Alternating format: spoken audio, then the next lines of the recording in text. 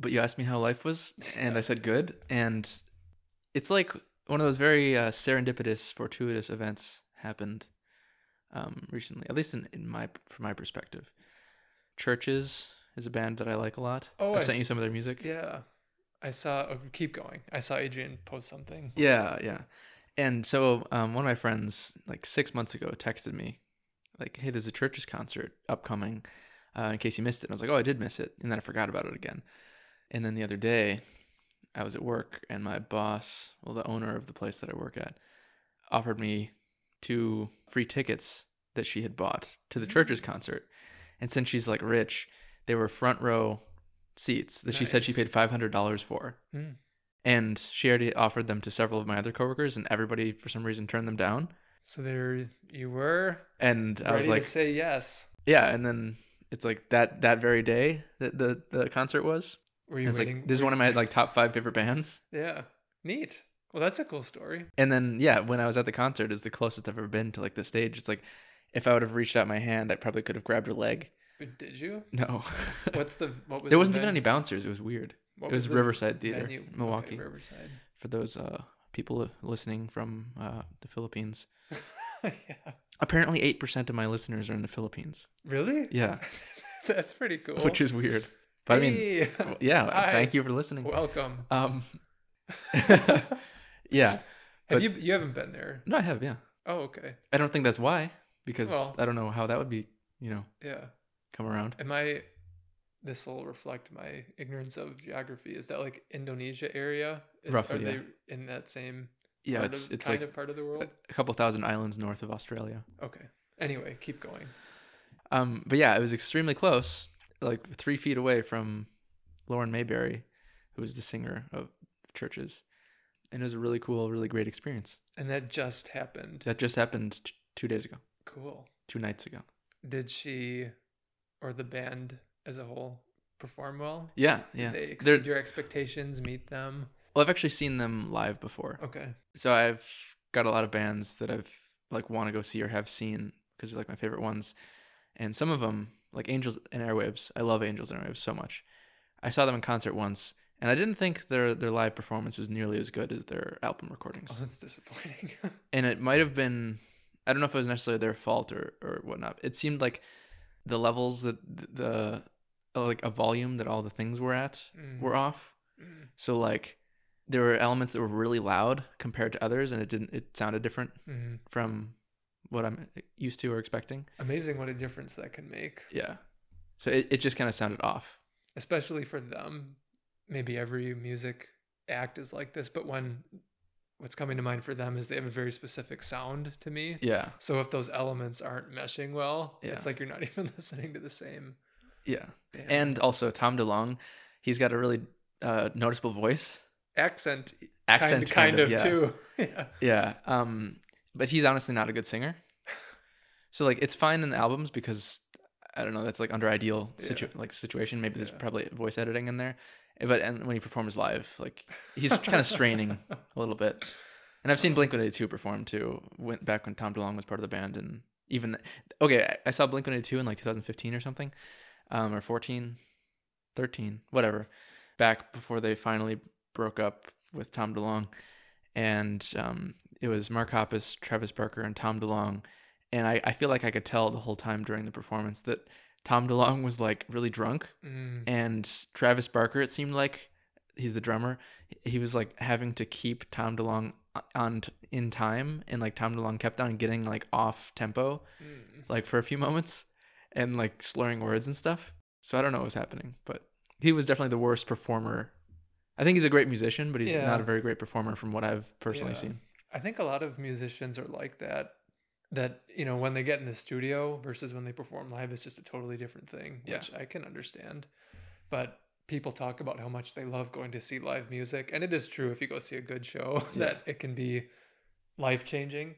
But at the same time, I don't know, there is just something I like about sitting in my room in the dark by myself, listening to music, hearing it how they intended for us to hear it.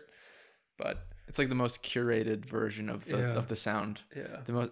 They're at perfect way that they wanted it to be. Yeah. At least for most people, not in the case of Taylor Swift, I guess. Well, because she has to re-release her own album her But you way. know why, right? Like, it's not like she's just doing it because... No, I don't really know why. Oh, okay. She has a producer that... Well, the company, this is my limited understanding of it, or basic understanding, is that the company that owned her music, because most musicians don't own their own music, which is like funny weird to me. But anyway, the company that owned her music, I think, was being sold or bought by some other person, or it was...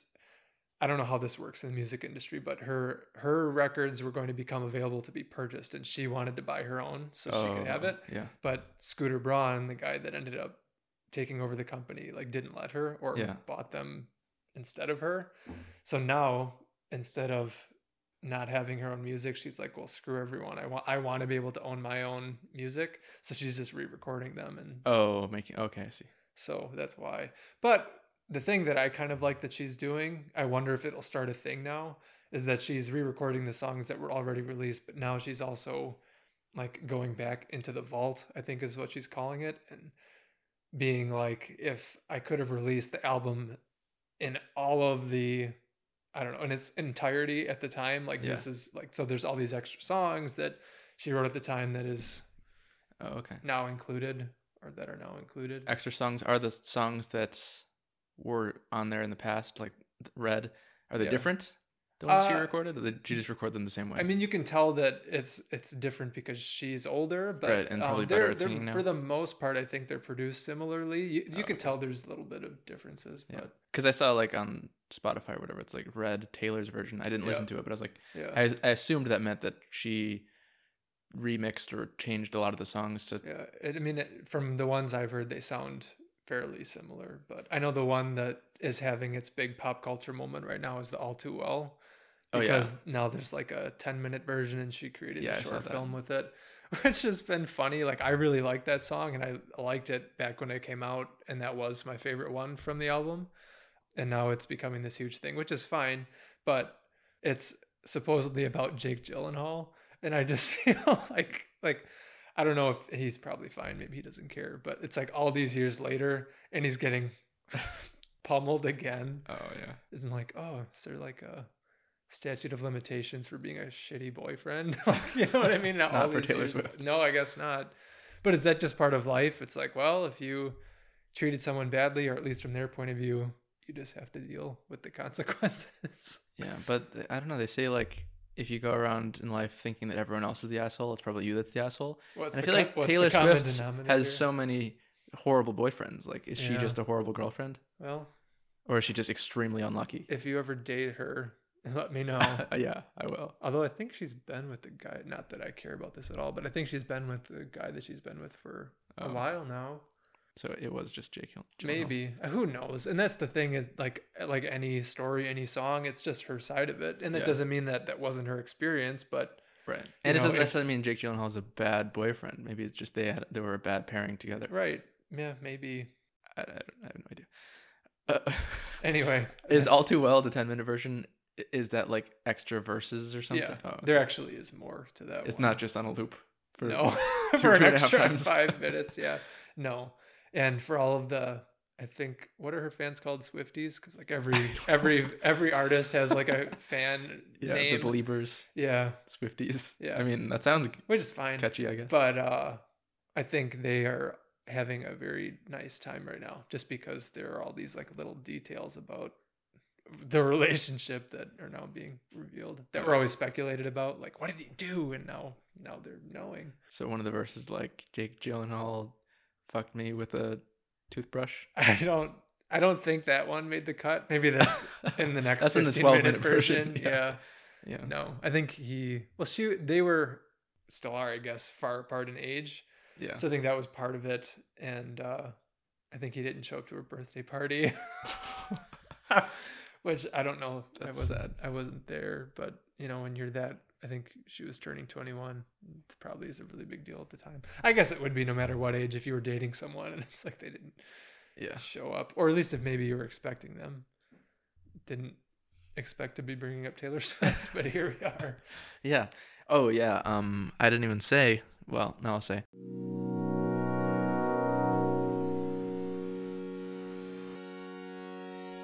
Welcome to the Regular People Podcast. I'm Wade Allen, and today I'm joined by Brian Orr. for the third time. Again. Yeah, a recurrent guest. Yeah, we have no idea what we're going to be talking about. It'll be random things. We did prepare lists of topic ideas, but I think it's just going to be a eclectic conversation. Did you say that there were things that you were ruminating on? Yeah, there were, but I'll continue talking about music for a few minutes. Yeah. Because, yeah, there's the side of the performers who aren't very good live compared to their audio recordings, such as Angels and Airwaves. However, Blink-182 themselves, post Tom DeLonge, still, they are very good live. But the other side of that, like the performers that I think are even better live than the recording. When I saw Atlas Genius at Summerfest in Milwaukee, apparently considered the world's biggest music festival, but I'd like to know what that means. Called by them, yeah. Is it just Summerfest saying we're the best? Yeah. Like, world's greatest does coffee. anybody fact check that? And even if they did, or they were obligated to take that down for any reason? Right. I've always wondered that too. I'm like, really? Milwaukee is the biggest one in the world? I know. And I mean, maybe it is, but I wonder what that means. That could mean so many things. Like, is it the amount of performers? Is it the amount of people who attend? Is it the amount of days it runs for?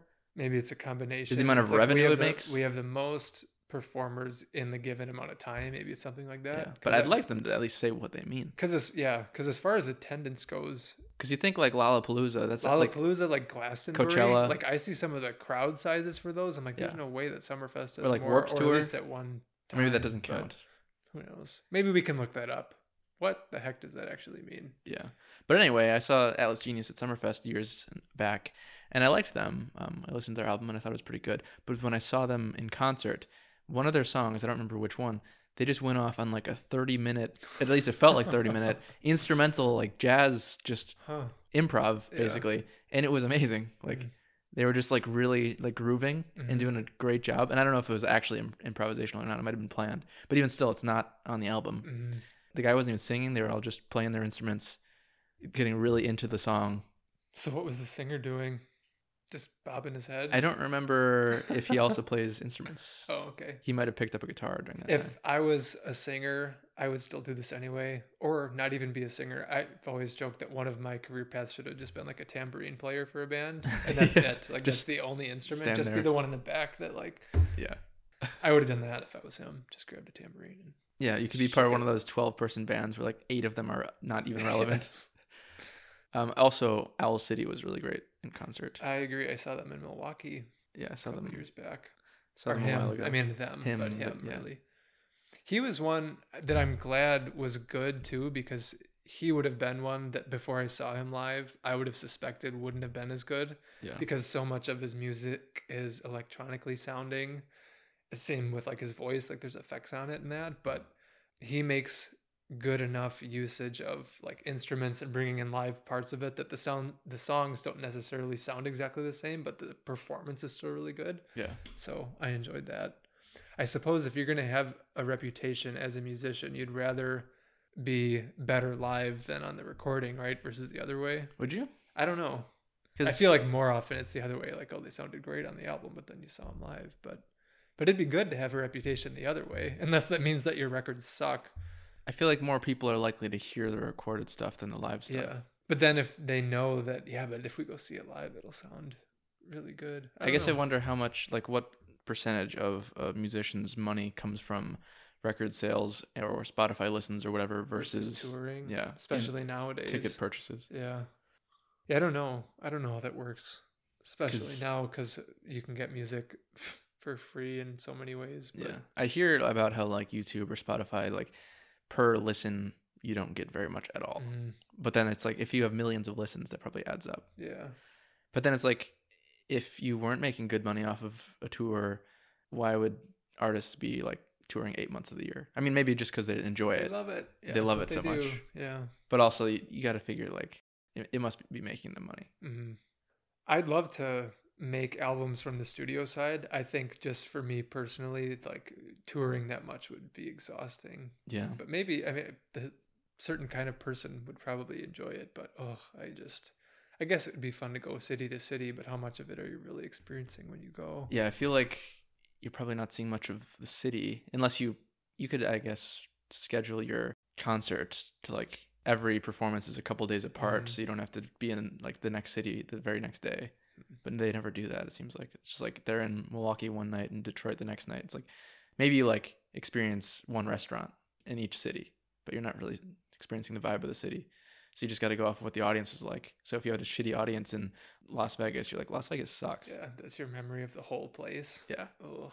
And I wonder about touring, because that'd be like physically exhausting too, especially for the singer. Like having to use your vocal cords and like do it loud and like a lot for 2 hours every single day, every single night. Mm. You'd have to be constantly just drinking buckets of like lemon honey juice. Tea and tea, yeah. And also I wonder how boring it gets too. Yeah, I've heard that said from artists too, that it gets very lonely and monotonous. Monotonous is probably a better You're word. just in a bus and then Yeah. or a plane and you just go from one place to the next. But I don't know. Do you think only because artists always say how much like, oh my God, I love my fans. When they go on tour, is there that aspect of it too? It's like actually seeing real people that seem to enjoy what it is that you're doing. Like there's probably some level of satisfaction. Not that you're necessarily really interacting with them. Well, I guess you are. I mean, when you're in the same room, there's an energy or an electricity that is kind of mutual, but I don't know. Yeah. I mean, yeah, if you're performing live like a play, it definitely feels good to have the audience cheer and laugh or clap or whatever, sing along to your songs if you're a singer. But then it's like you're doing that all the time. Does that never grow old, or is that like an experience that is always satisfying? Because I imagine the satisfaction, like diminishing returns on that. After 20 years of performing, like the next night's concert isn't all that more exciting. You've experienced this for so long. So many of your nights have been crowds screaming at you.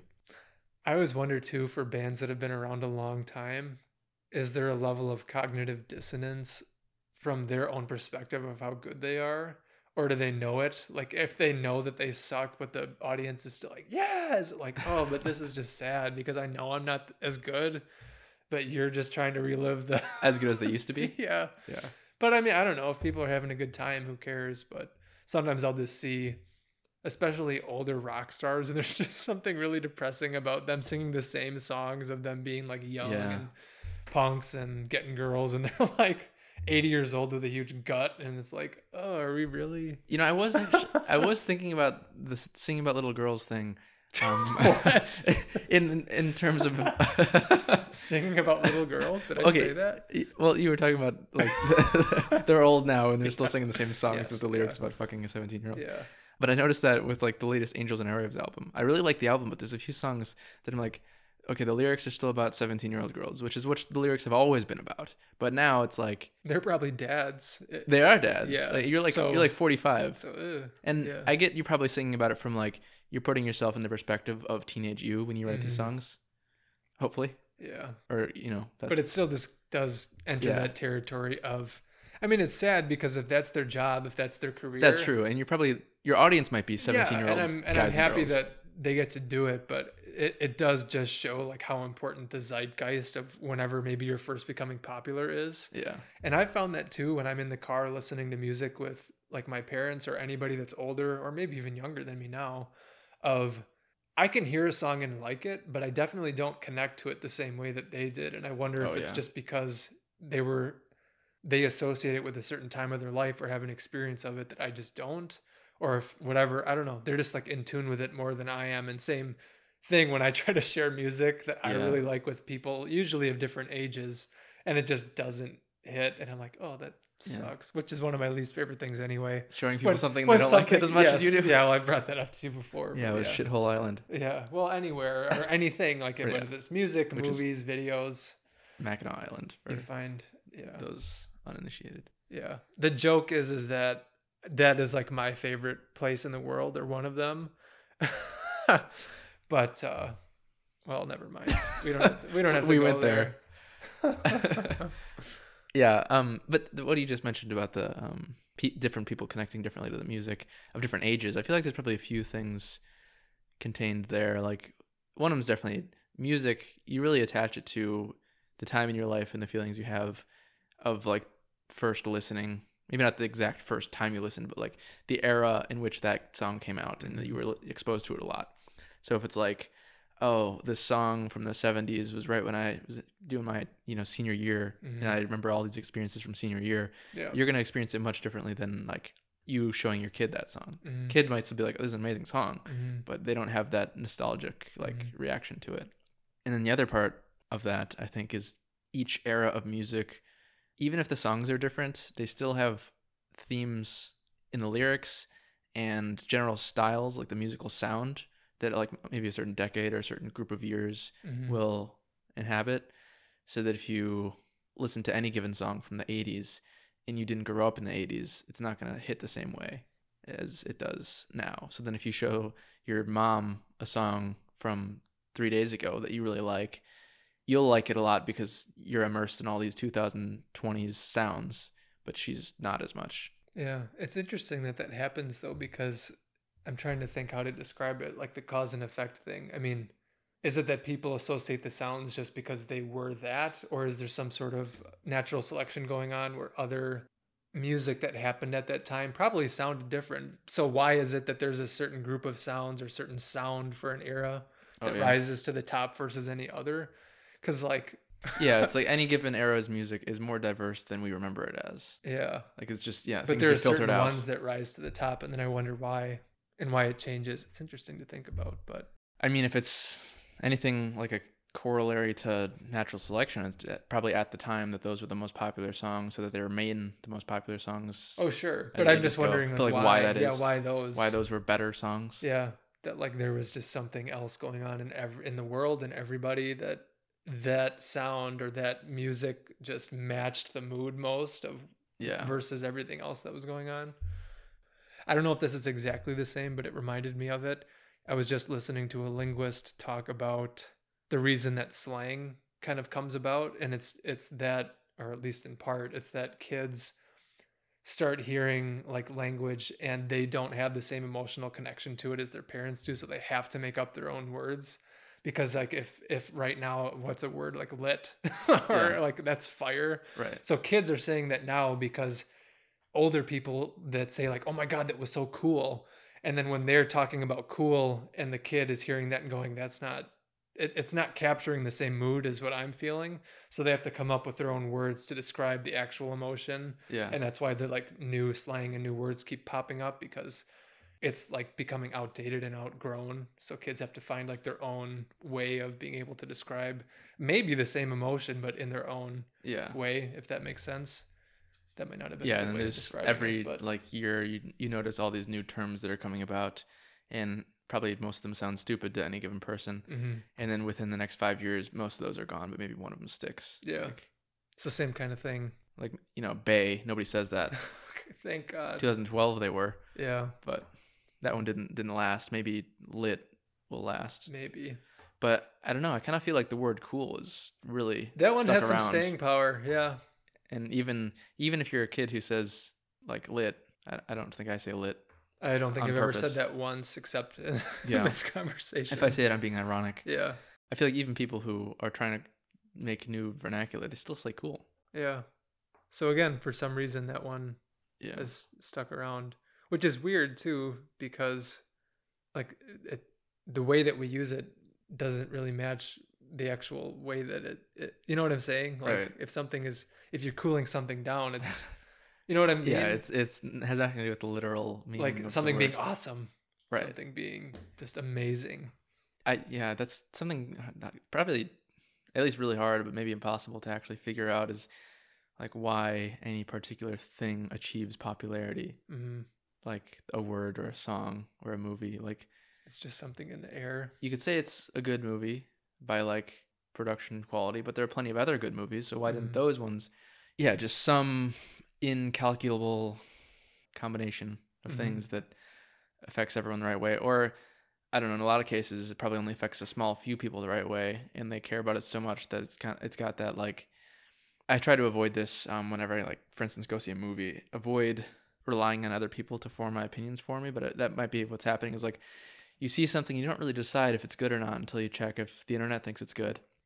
So you only need a small amount of people, like a fraction of the society, to think it's good, and then that fraction convinces everyone else that it's good, and then it kind of like snowballs. I've seen that happen a lot, and I don't remember exactly when, but I just stopped reading reviews generally, or at least not until after, because I disagreed with every one of them. Like if if the consensus was that something was going to be really good, I'd go and see it. And I was like, I thought that was awful. Yeah. And then the opposite would be true too. Something would get panned and I'd go and really have a great experience. And maybe that just means my tastes suck, but I don't know. Or the culture as it is now just isn't great at determining things that are of worth very well. I don't know. Maybe it still is, but yeah. There's certain things that become popular that I hear other people just saying are really great. Right. But like to your point, is it just because they think they're supposed to be saying it's great because they've read that somewhere? And versus like, did you even actually see it? Right. Did you go and actually have a visceral experience of it being good? Or are you just under the impression that, oh, I should say that this is good because that's what everyone else is I think it's saying. Probably that aspect of it is probably at least half subconscious, where I don't think that many people are parroting things because they feel like they have to. It's probably just it like seeps into them. You know, you read some reviews or you hear some friends talk about how a thing was good, so then you just kind of like automatically assume that it is without consciously evaluating that. That's a pretty common survival instinct too, isn't it? I mean, I would think, we see it not only with art, but just in terms of like ideas that become popular, that if you live in a family or you live in a state or an area or a workplace, that the general consensus is that one thing is right. It can cost you if you go against that, depending on what it is. But yeah, it's like the in-group, out-group thing. You want to fit in with people. It's safer to do that.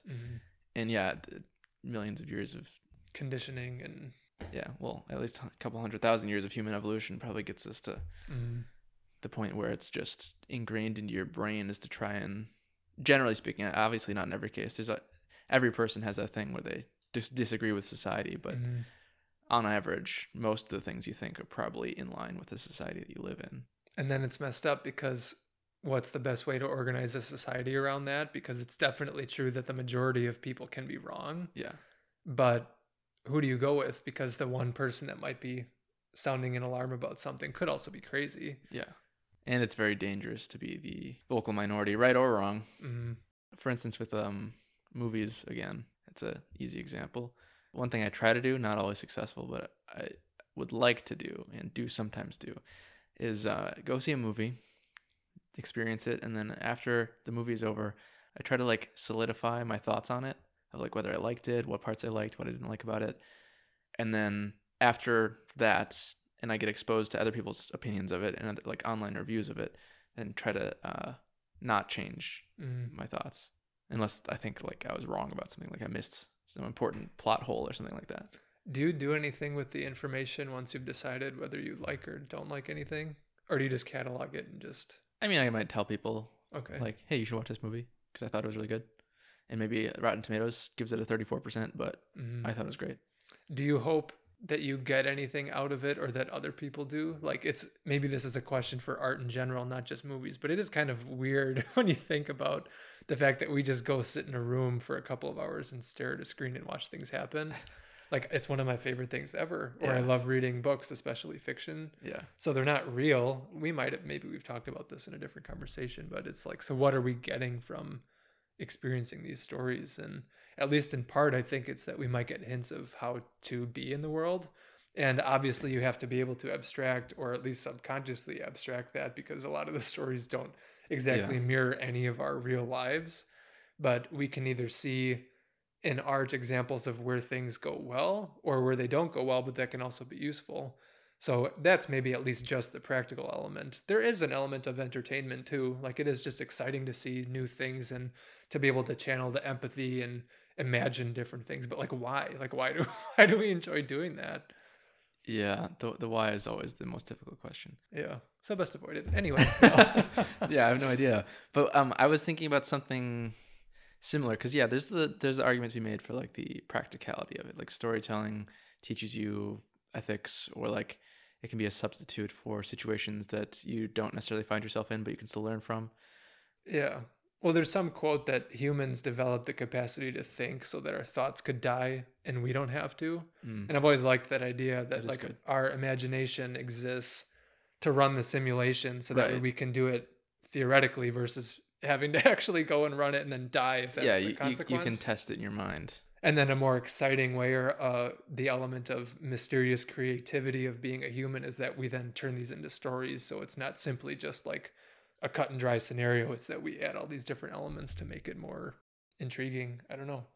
The aspect that I was thinking about this is, you mentioned it for a moment, is I was thinking along the lines of, if humanity doesn't, die before this happens, but eventually, given the assumption that humanity continues to live, we will continue to learn more and more things about the universe.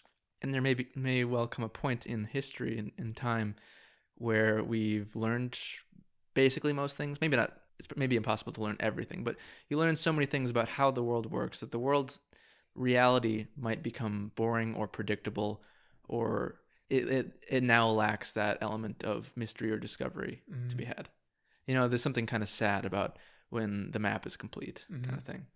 So I was thinking a large portion of what fiction does for us is it allows us to continue infinitely to discover new things because they're just made up, for that novelty element, for you to continually experience something that you didn't think about or know existed, or like some world to inhabit, at least for a few hours, that has that element of wonder that the real world lacks.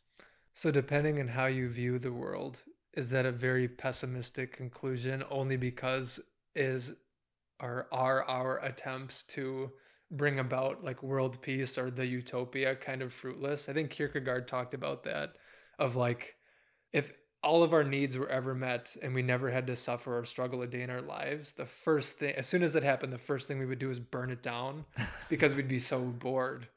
So it's just interesting to think about, because I think you're right. There's some element of, I don't know if it's just human nature, but it's at least in human nature that there is a part of us that enjoys the conflict, or the overcoming of conflict. Yeah, I don't know exactly if it needs to be pessimistic. It certainly can. I don't find it to be, by the way. I that's why, like, it depends how you view the world. I almost find that more exciting or inspiring, but just room for growth. Yeah, I think that's the hopeful part, is because even if you basically solved reality and there was peace and everybody understood everything, I feel like you would still, because of creativity, have an infinite supply of that wonder and stories of conflict that could stand in for the real thing. Like, even if life is boring, then everybody could just devote themselves to art and fiction. And there might even be the hope that even if we've discovered as much as we can about the laws of the universe, there might not be an upper limit on what we could do with them. Right. So again, we could always create real world where things. What the literal creativity comes in is that we might understand how things work. We might know the tools now. So what are the applications the applications and the works that we then might be able to make? That's good. I'll remember that just in my thinking about it too, because I actually don't mind the idea, as weird as it is, that there is just this cycle of growth and decay and growth and decay, and that depending on the circumstance, any given one is necessary. But that is exciting. So that even if we only continue on this trend upward of whatever we term progress, that there might be no limit. Yeah, there might not be an upper limit to it. And there's the aspect of, even if there is a limit, maybe it's possible that we'll never reach it. How long will humans really live in the time span of the universe? Yeah. Like, I guess potentially, like in the 3-body problem series, like until the end of the universe. But more likely, probably, I don't know, a couple 100,000 until the years sun or whatever. Explodes. And I have a friend at work who is convinced that we need to be putting everything we can into getting off of this planet. Or at least develop the capability to, which I suppose if you're planning anything long term on a universal level would probably have to be true, because it is true that at some point, for one reason or another, this planet won't sustain us forever, probably. Right. I don't know what to do with that information, especially because I am quite certain I probably won't be around for it unless we can hibernate and then wake ourselves up in 1 billion years. But I'm a bit split on that idea. I know there's a lot of people who are like, we shouldn't be wasting our money and efforts on space. We should worry about our own planet that we live on. And I can agree with that. Yeah, Neil deGrasse Tyson talks about that. But I also think there's an amount of our resources that we can and probably should spend on space travel. And it's, I think, more than the tiny fraction that we do right now, for a couple of reasons. Because, like, the sun exploding, that's a couple what, millions or billions of years away. Mm-hmm. We definitely have time. Yeah. But we still, in a sense, do have all our eggs in one basket, because if like there's a solar flare that is we big could enough still to be screwed. Yeah, like if all of the species and every other species that we care about live on one planet, that planet could get completely destroyed without us really having much foreknowledge. So it'd be smart to at least have living things on a few different planets, even if it's just in the solar system. So it would make sense to have at least like a city on Mars, and maybe also go to like, Pluto. So it's further away, but I don't think we need to worry about going to a different solar system anytime soon. Talking about wanting to share things with people and it just not having the effect that you want it to. Yeah. I try sometimes to explain the element of the 3-Body Problem series that like shook me to my core. And whenever I try, it just doesn't. What part is the Dark Forest? Yeah, the Dark Forest theory. I know. And like that part of the story we've talked about it, I think, on this podcast before, but just that it's like the answer to the Fermi paradox of either we're the only ones, which seems really unlikely, or it's teeming with life. But if that's the case, then where is everyone? And then the answer in that series is that spoiler alert, as soon as any civilization becomes advanced enough to make itself known to the universe, even more advanced civilizations immediately destroy them because of these other, what are they called in the book? Like the sociological universal concepts of that, there are 2 rules at least that you have to take into account: that life will always expand and that resources are finite. Yeah. So every civilization that becomes advanced enough to take those concepts to their conclusion would mean that if we're wanting to stay in the game, we have to eliminate as much competition as possible. Yeah. Or keep yourself hidden. Or both, I guess. Yep. Yeah. But anyway, the scene in that book when like you kind of figure that out when, Wu Wei, I think was his name, sends that signal years and years before. And then they check on it years and years later. And that planet is destroyed. That star is exploded. And then alien just exists in the universe looking for signals. And as soon as they find one, they just send all their weapons straight at it. Yeah. Yeah, it's like the universe is teeming with life, but it's also incredibly hostile. Mm-hmm. The 3rd book, I really did enjoy that whole series, but the final book, for my idealistic self, didn't fulfill on the promise that I thought was kind of made at the end of the 2nd book. Because the 2nd book ended, I thought, on a really sort of optimistic note of after that realization. I think it was in the conversation between the Wu Wei and one of the Trisolarans that wasn't violent. Oh, yeah. That said, those 2 rules would logically lead you to this strategy, but they're not taking into account like this other element of love. And like in the 2nd book, it talks about, but if we could all learn to love each other, then we could maybe figure out another way. And I was like, yes, but it didn't really go there. It didn't really work out. Well, it kind of did. Maybe. Because I think, more spoilers for the 3rd book, they basically get to the end of the universe when people have created their own pocket universes to live in. And then they realize that there's not enough mass in the universe for the universe to contract again and for the cycle to continue of universes exploding. That's true. Starting again. So then they send out a signal to all these other pocket universes like, hey, you need to come back and you need to like basically die here so that the next universe can start. And from what I remember, like that actually people do come back. So to allow the next universe to begin. Yeah. So that's a good point. So maybe they did. I mean, nobody got to survive, but But they allowed for the opportunity for life, capital L, life, to like have its chance again. Yeah, they chose to be selfless because they could have continued living on forever in their own universe, but they decided to die. So maybe it did tie it in.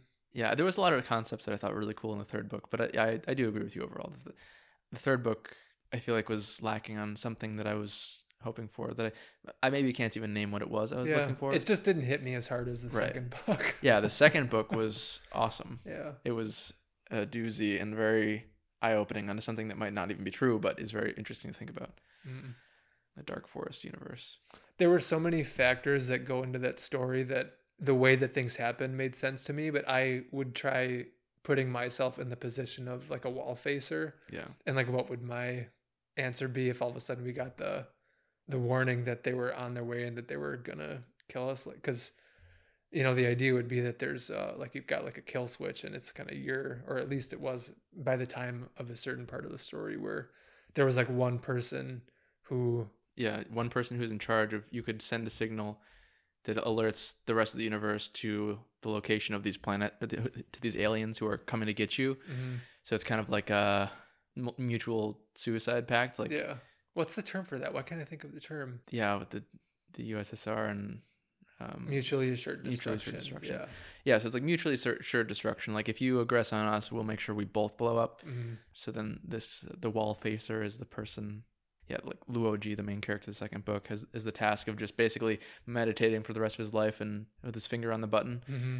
And then the aliens are convinced that if they did anything, that he would actually press the button, so they don't do anything. And then as soon as the new one comes in, as soon as the main character of the third book comes in, they're like, she's not strong enough. Let's just kill all the humans. But then that was an interesting part of the third book, was that she continually failed. Yeah, but that in a way that almost served I mean, everybody died tragically and horribly. That's true. Except for her, which isn't fair.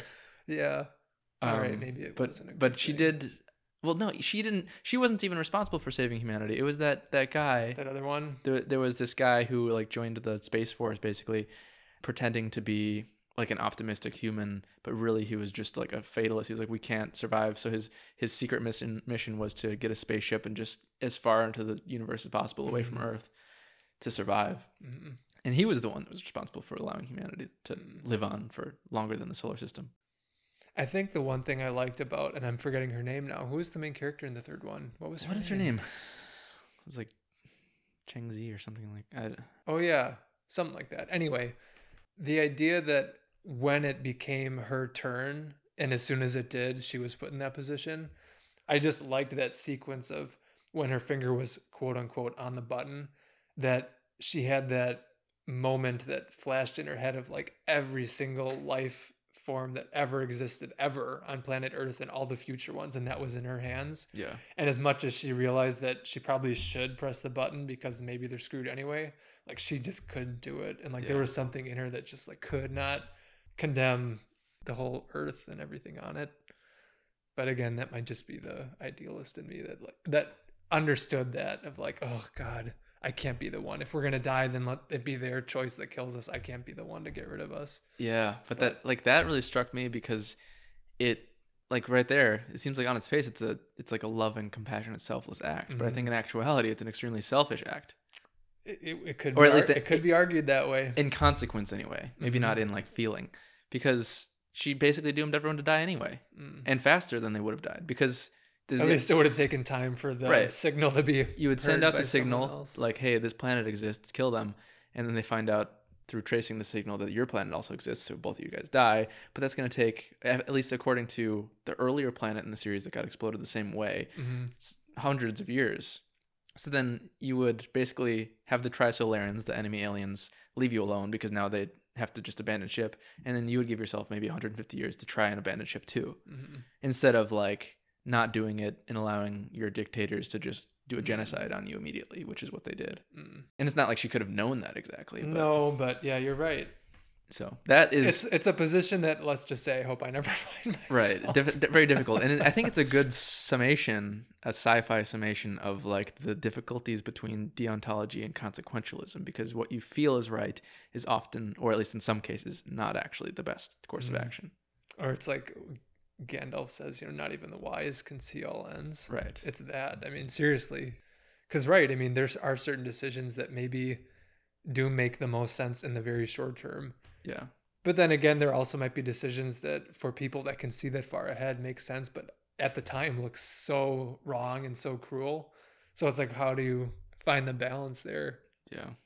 One of the other, this is going to be so awful for anybody that hasn't read the series, but you're the one I'm talking to, so whatever, I can appreciate it with you. But I love the series. It's a very good series. Yeah. The idea of the hibernation, and that people can kind of just I don't even put themselves into stasis and so wake that up way they can hundreds come of years back later. in the future. Yeah. And I loved the various times when you'd see like how different civilization. Oh yeah, each era like that they would wake up in. Their attitude about what was going on. Like, you know what I mean? Yeah. Because there were certain times that people felt, fatalistic, we're doomed. And then there were massive leaps in the scientific understanding. So they thought, we got this. These Trisolarians will kick their ass if they show up. Yeah. And then we saw what happened there. That was one of my favorite parts of the third book. Yeah. Humanity's in this era, because basically the premise of the book is they have like 480 years until aliens come and presumably just kill everyone. Yeah. And in the third book, the main character, she's just been hibernating in the sci-fi way that you do, putting yourself on ice basically for 100 years. And then she wakes up, basically sees how drastically different the next society is, where they think that this whole alien thing is a piece of cake and they have like way superior technology. And then a single alien ship comes and they think it's like, oh, it's a surrender, or it's just like a message or something. Yeah, there's this fleet of like, I think it's thousands of ships. Yeah, Earth has thousands of ships. And the aliens send a single tiny drop ship. I think that's what they call it. Like a little droplet. And then they're like getting close to it to inspect what it is. And as soon as they do, it just like zips like half the speed of light basically and destroys all of the ships and like millions of people in a matter of minutes. Yeah. And it just completely destroys humanity's optimism in like 2 seconds. Yeah. And it was amazing. It was awesome. Yeah. If you ever get the chance, do read that. Yeah. Now that we've spoiled it for you, but yeah. Still probably a great book nonetheless. Although I'm the kind of person who likes to avoid spoilers at all costs. Sorry about that. Well, I mean, it wasn't spoiled for me. No, that's true. And we did warn before. Yeah. Well, and it is nice that I can put in a timestamp of after we're done talking about it. Yeah, there you go. Do that. It's nice. It's a nice example of the opposite being true of what I was saying earlier, of explaining something to someone and they're not appreciating it. So when you have someone that you can appreciate it with, it's like, yeah. So yeah, I think that kind of is related to a topic that I've been thinking about lately, about like how in the book she wanted to save lives, or she couldn't bring herself to doom people, so she did what she thought was the noble act. So there's this thing that I've been thinking about recently. Here, maybe I'll preface it with this. Peter Singer, Australian moral philosopher, he has this analogy of the shallow pond. It goes like this. You've got nice clothes, nice shoes that you spent good money on, and you're walking down the street and you see a child drowning in a shallow pond. And to that child, like, they are in mortal danger. They will die. They're small enough where this pond is a serious life-threatening issue to them. To you, you're a tall, full-grown adult, you can step in and save them. And it'll cost you basically your shoes and maybe your pants. You'll ruin your nice clothes. And basically to anyone, probably to you if you're listening, it seems like the obvious, easy choice to do is save the child. And yeah, your shoes get ruined. So what? If they're really nice shoes, it's a couple $100s or whatever. But it's like, what is that to the cost of saving a life? And then Peter Singer's argument is basically that that's the situation that we're in constantly, all the time. Like an example is malaria. You can donate $1 and to like whatever the foundation is called that is fighting malaria. $1 basically saves the life of some child in Africa from dying of malaria. So Peter Singer's saying basically that we're in that situation all the time. Minor inconvenience for a first world person to save the life of somebody who doesn't have the resources we do to save themselves. And the difference is it's not salient to us. Like if you see somebody drowning in front of you, it seems like an emergency, and you're right next to the person, it seems like it seems more real.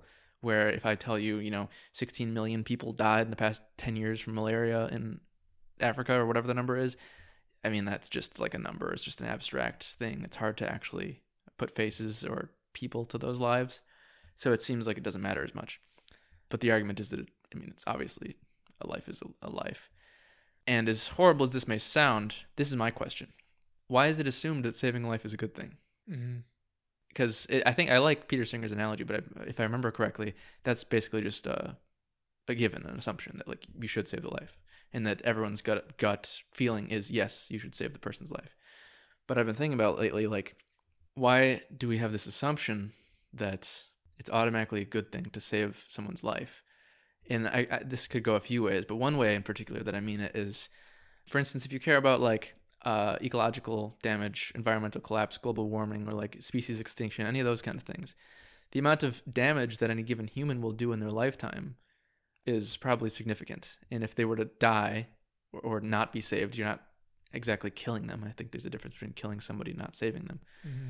Then that would be undone. So basically the question is like, is it good to have more humans exist? Like, is it always good to have more humans? Right. And even like just the question, is life something that is valuable? Right. It is to us because we're alive. I could answer it in a few ways, and there's a few questions that spin off from that.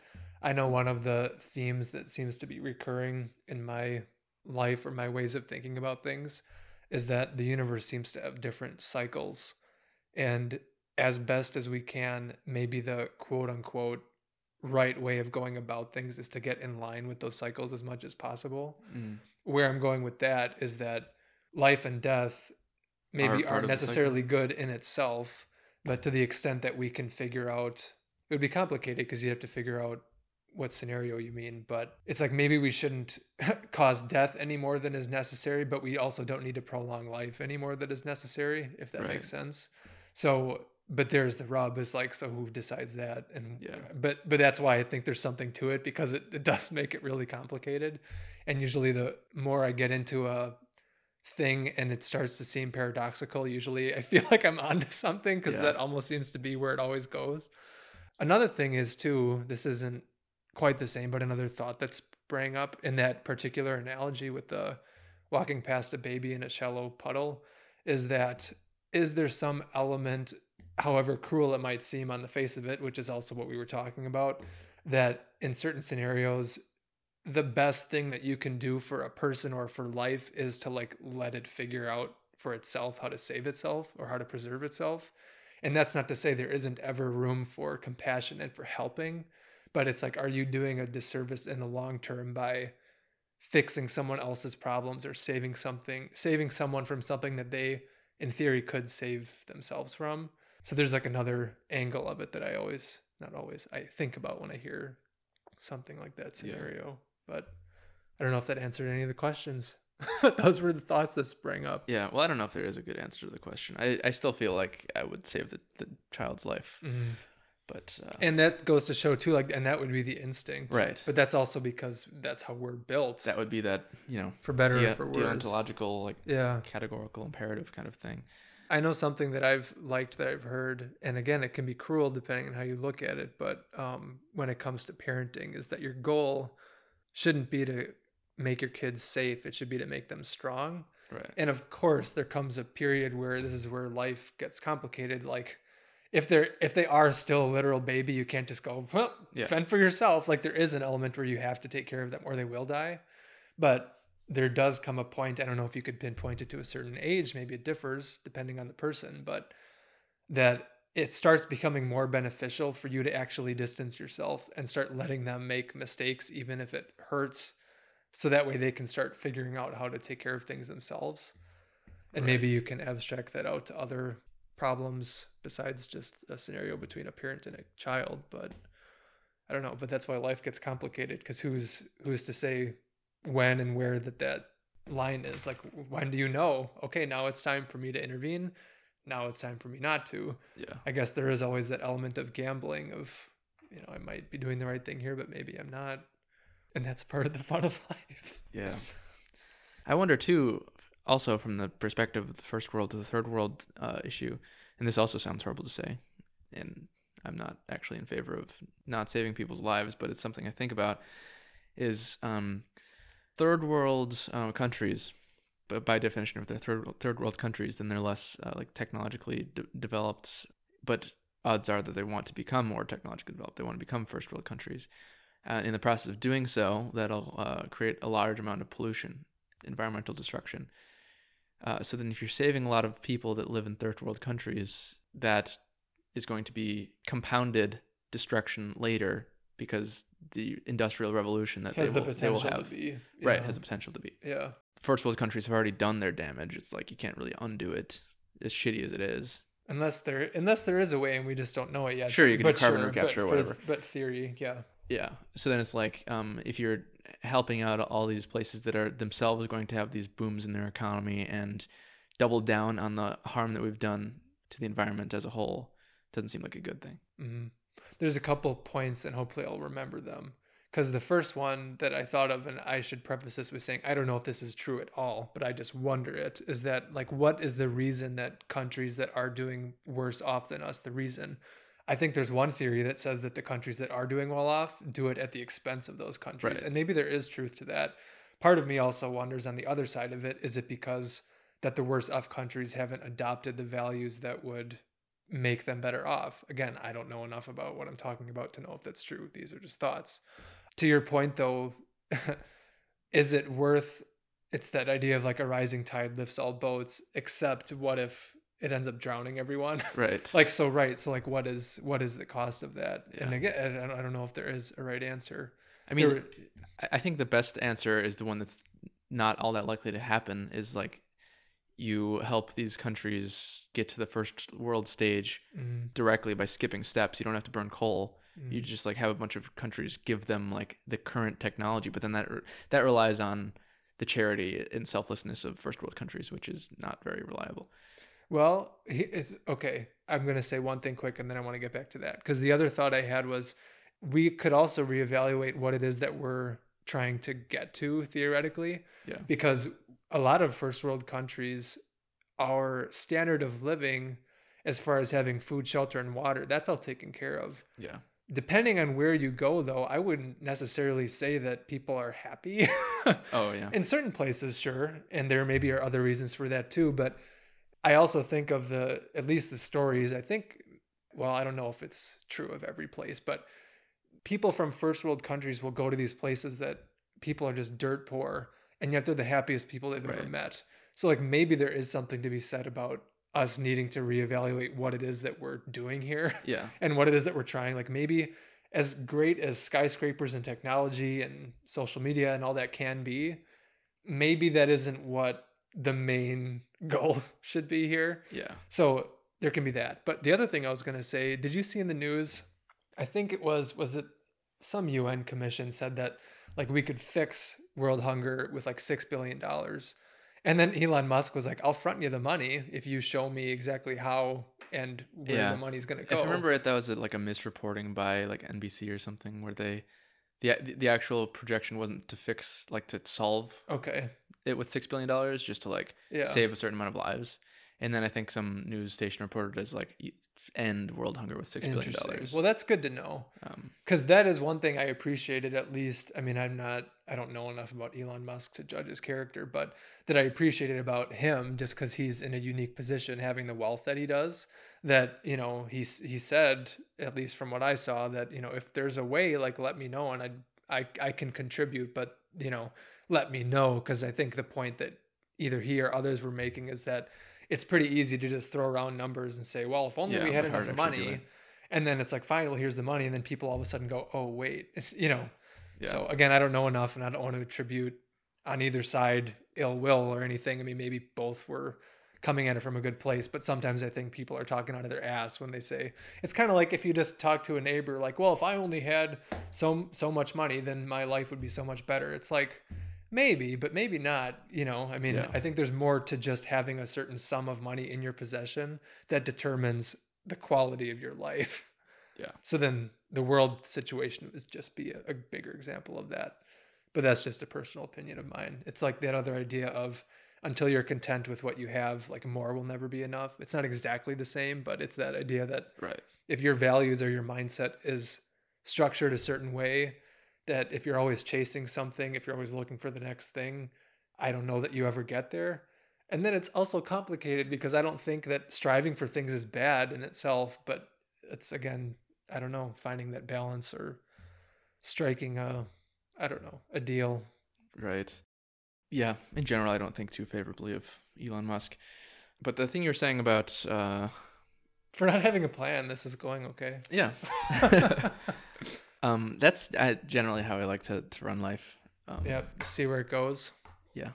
It's just an endless improv. Normally, most of the time when you have plans, again, it's kind of what we were just saying. It's not bad to have plans. Sometimes it's good to have a general idea of things.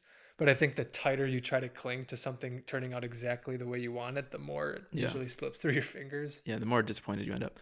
Yeah, it's not entirely improv. I do make plans. In the short term, like the seconds term, like of planning out what I'm about to say, but I feel like everybody probably does that.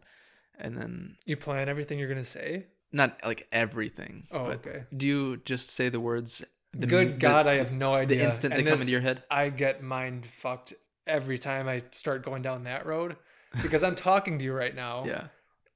And this is where it starts tripping me up in real time. Yeah.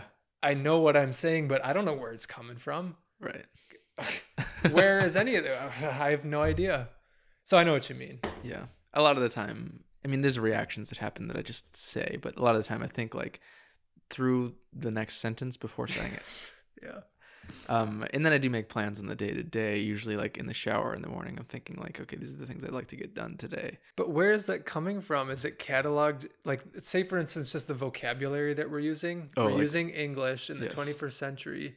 Is that stored somewhere in the physical gray matter in my head?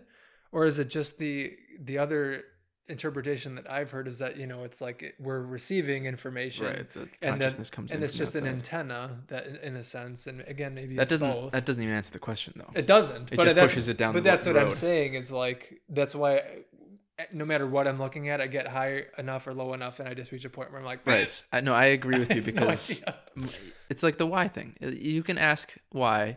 And maybe I'll have an answer. You ask again, maybe I'll have an answer. It gets to a point where I don't have an answer, and I don't think anyone can. Yeah, like there's infinite regression. Right. There is a point of all things when it goes to mystery, to blackness, to just shrug. That's how it is. And in some sense, I think that the sooner or more capable that people are able to accept that, generally the happier they are. Okay.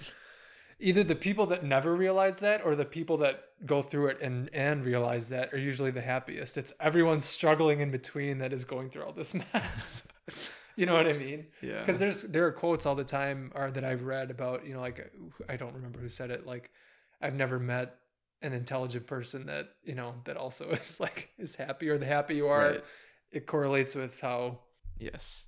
Well, that I think has a few reasons. Yeah. And now there's like several different strands of what I want to say. I was going to say, we can table that. It just came up in my head. No, and it partially relates to one topic I wanted to talk about. But anyway, you were about to say something that moment, and it reminded me of a quote. It's something like, all thoughts come from nothing, but the more directly a thought comes from there, the greater it is, like the better the thought is. The more it comes from nothing? Like the more directly its source is just nothingness. So like if you can't trace back a thought to like anything or like an idea, maybe like your idea is inspired by this thing you saw and this thing, but eventually it's like just came out of nowhere. And the more directly it comes from that, the more the more powerful or like interesting or that good the idea that would make sense because it's more novel, right? Right. Or it's like when we go see a movie like The Green Knight, and there's certain parts of it that are just like, what the fuck? But you're right, because it's like it's not anchored to anything, so it's more. Our senses are more attuned to it because we're trying to figure out what the hell it is. Yeah. Or if you know, there's that realm of consciousness that's projecting into our antenna brains. Then it's coming directly from that heavenly source or whatever the fuck. Yeah. But there's one thing we can try to go back to this topic. Please. But there's one thing I just want to say about the third world country thing. Because I think you're right that maybe we could and should probably redirect our aspirations as a species to like what actually is good and what makes us happy, because like we can have all these fancy things and technology from a certain perspective, heightened standards of living, but does it really do much for us in the end? Does it make us that much happier? Because you could go to like Bhutan. Bhutan, at last I checked anyway, is the happiest country in the world, but they're also one of the most impoverished. But then impoverished doesn't really mean much. Like if you're talking about poverty within a first world country, that probably is very bad. That means like not having enough food to eat or can't paying your rent. But if you're talking about poverty in a country that is entirely from our perspective impoverished, that's not bad at all. Like everybody still has enough to eat. People's needs are met. Yeah. Just because they don't like not having a microwave or internet or a fridge doesn't harm them, and they're happier than I am. But the thing is that I feel like convincing the world of that would be a difficult task, and from a certain perspective could be a bit sinister, or seem that way anyway, because maybe it's due to a certain amount of propaganda that already exists, whether it's like direct, like trying to be propaganda or not. It still is. Like if you're a third world country, you're probably exposed by one form or another to like the great life that, you know, Americans have, even if it's not true. It's just projected in movies and TV shows and whatnot. So you probably aspire to that, at least in most cases, I would assume. So then you have this aspiration that, I mean, you can tell me if I'm wrong, it doesn't actually exist, but it seems like third world countries are trying to, ramp things up to become first world countries. Like, even if they're very happy, they still feel like they're missing out on something. So then you would have to convince them that, no, you don't want what we have. Like, you don't want a refrigerator. You don't want the internet. It's not that great. I love it, but you shouldn't have it. And that kind of seems like fucked up a little bit. Yeah. I think it's both ways. So I'm so glad you brought that up, because this is one of the things that I've continued to go back and forth on, or at least just keep thinking about, where we might have mentioned this before, but that idea that any act in and of itself can't always be described as either good or bad. Right. Like the context really matters. And then even like the state of mind, assuming that there is like a subjective consciousness or whatever involved, that even that makes the difference. Because I think it's exactly what you were just saying of, let's pretend that it could be the case that everyone would benefit from a change in perspective of what would make us happy. Like, say for instance, like my joke of wanting to live out in the woods, just in a hut, maybe not even have electricity, and just live off the land. Yeah. I think there's a certain lens that you can see that through, that is positive. But to your point, but if there are people that have extraordinary wealth that think that can then use that and say, well, this works out for us because we can get more, and then convince people that that's actually what's good for them. Right. Well, what if it is actually what's good for them, and could be good for the rich people too, as a matter of fact. But you're right. So it's like the same thing, depending on whose point of view is coming from, who's wielding it, could be used evilly or done well. So that's why it's like, this is why when anyone ever talks about anything with certainty, I just roll my eyes, because I'm like, there are certain things that I like to think are cut and dry, but like the more you look at anything, it's like it really just does depend. And what do you do with that? Well, we could sit down and have an adult conversation about it, but who the hell is doing that nowadays about anything? So I don't know. It's interesting. And I mean, the logistics of even doing that would be impossible. Like, convincing everybody to have a conversation with each other about what they want, an impossible task. The interesting thing to me also is that we have to share the world with each other. Yeah. And especially in this country, but around the world, I mean, this is what we're finding out, is that different people believe that different ways of being are the quote unquote right ways. Well, and how do we decide? I don't know that there is a way to decide like who's the most right or who's best. Yeah. Doesn't mean that it's been executed completely perfectly, but what I used to like imagining was neat about the country we live in is that people were free to kind of run those experiments, and that we didn't kill each other when we disagreed. Yeah. Sometimes it still does happen. But, in other places around the world, literally, if you live in a country where the ideas that you believe are counter to the prevailing ones, like they will execute you. Right. At least we didn't or don't have that here for now. So I don't know. And again, I don't know like what the right answer is to any of this, but when you're living in a world and we want to live, since we want to live, we want to assume that other people want to, but we have different ways of conceptualizing what that should look like. What do we do about it? Especially if those ways are at cross purposes. Sometimes they are. Like, there are just things that people, the things that the ways they want to go are just almost opposed. So it's like, what do we do with that information? I don't know. I don't think it helps to just scream at each other and yell and hurt each other, but I don't know. So it's like, do we try it at least temporarily? Because I think it could only be solved temporarily. Do we use geography to our advantage and have certain people that want to live a certain way go physically to a different location, and then likewise for a different group? At some point, though, we're going to have to cross paths. So it's like, we might have said this before, but it's like determining like where the values that we have fall into like the hierarchy or the pyramid, and assuming that we could even find one that we agree on the most, then maybe we could figure out the rest. But I don't know. It's what we're kind of all figuring out, whether we know it or not. I mean, that is what we're doing when we live in a society, is trying to figure out how to get along, and depending on what we want to do, how to get there. Because I mean, more often than not, I think people generally want the same things. It is in the execution of getting them, though, that usually we differ. Yeah. I mean, sometimes people can just want different things, but Those were words. No, yeah. It's Those are the questions that I ask, and it's like, here's the only thing that I can tell myself at the end of the day, and I don't know that it'll work forever, but it's like you do take it day by day, and I guess you try to be as honest with yourself and those around you that you can be in any given scenario. And it's like we were saying earlier, I don't know that there's a great way to measure the success of that in the long term. We get the sense that we can gauge things in the short term based on how other people are reacting to what we're doing, but it does become harder when you don't know what you're doing, how it will affect things later on. Yeah. So then is that the role of like a leader then, is to try to be the one that looks further down the line, and then assuming that you're trying to aim for good results later, but it's going to cause a lot of crap in the short term? Is the skill of a leader really in being able to communicate, yes, it's going to suck, but here's where we're going? Or is that just like one skill?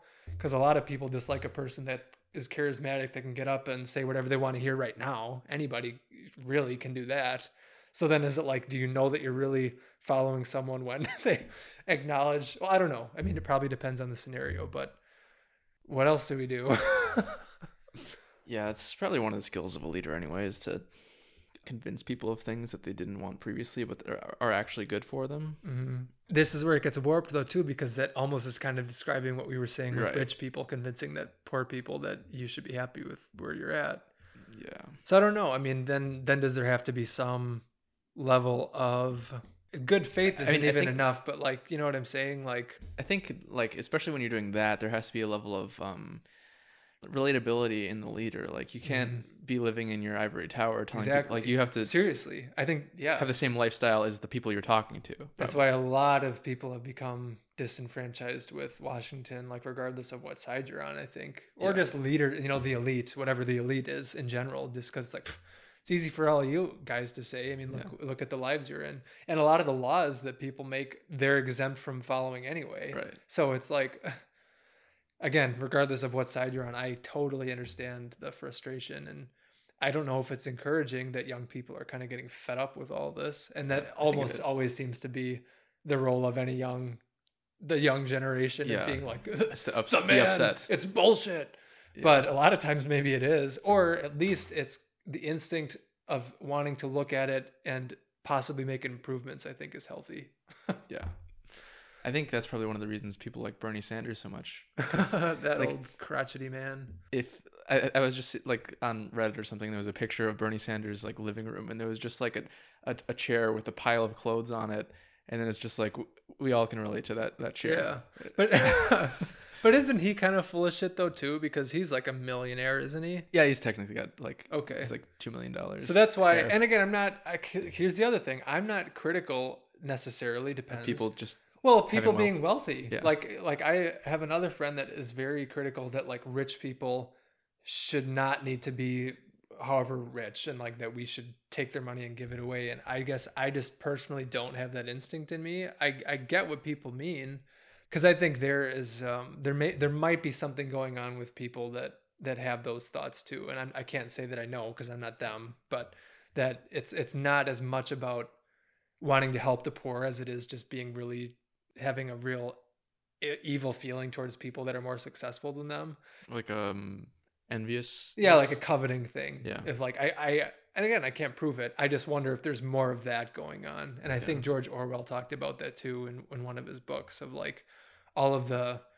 new young socialists that were coming up. It wasn't really that they wanted to help the poor, is that they just wanted to tear down the rich. And I mean, there's a psychological argument to be made there, but yeah, there's definitely some of that. But then I also think it's the context too. It depends on the rich person, like what they're doing with their money and how they act. And right. And there's the thing where here's where I know that I have my own conflicts of, I might agree with someone that says, well, who really needs 15 super yachts? Like, I agree with that. Like, I don't know that anybody needs that, but I just don't have that like urge to then be like, so we need to take away his money and just, I don't know. But here's the thing. At the end of the day, with all of this, I have to come back to, okay, so what do I do about it? It's interesting to think about it. I love talking about it. I like hearing what other people have to say about it. But at some point, it comes back down to me, because I'm all I have control over, and that's only half the time. There's a lot of time I don't even know what's going on. Yeah. You know what I mean? So what do? Well, I don't know. I guess I just try to live as consistently with what I tell myself are my values as much as I can, and hope that that extends to other people if it helps, or if not, whatever. But I don't know. Or do we have like a duty to each other, to other people? I mean, is there like an element of, I know there's a quote that's like, if you have something to say, silence is a lie. So if, you know, if there's something that you believe to be true and you're keeping it to yourself, like, is there an element of sin, quote unquote? Yeah. Or do we all just need to shut up and go about our own business, mind our own business? Yeah, I don't know about that. Because I experience that sometimes. Because I don't know, it's not like you're always right, or what you have to say is always even beneficial. So if you have something to say and you say nothing, is it really worse to do that? Like the rule, if you got nothing nice to say, don't say anything at all. Like that seems reasonable. Like if you, the first thing that comes to my mind is to call you a fat fuck, I probably would be better off. Yeah. For everybody not saying it. Maybe, yeah. Although you can make the argument that I should say it, because then you can know that we shouldn't be friends that if was like I really feel that way, you know, or something like that. I'm 500 pounds, by the way, for those people that are listening. Yeah. Just kidding. But then it also, I don't know, maybe removes the possibility of me changing my mind later. If I choose to not say that, and then a couple of years down the line, I realize that I have some sort of pent up anger about you being a fat fuck. So it would have been better just to have gotten it out than... Yeah, or like maybe I changed my mind on the process, or on the thoughts, and then like saying it just ruins a relationship that if I would have waited a little bit longer, I would have gotten past.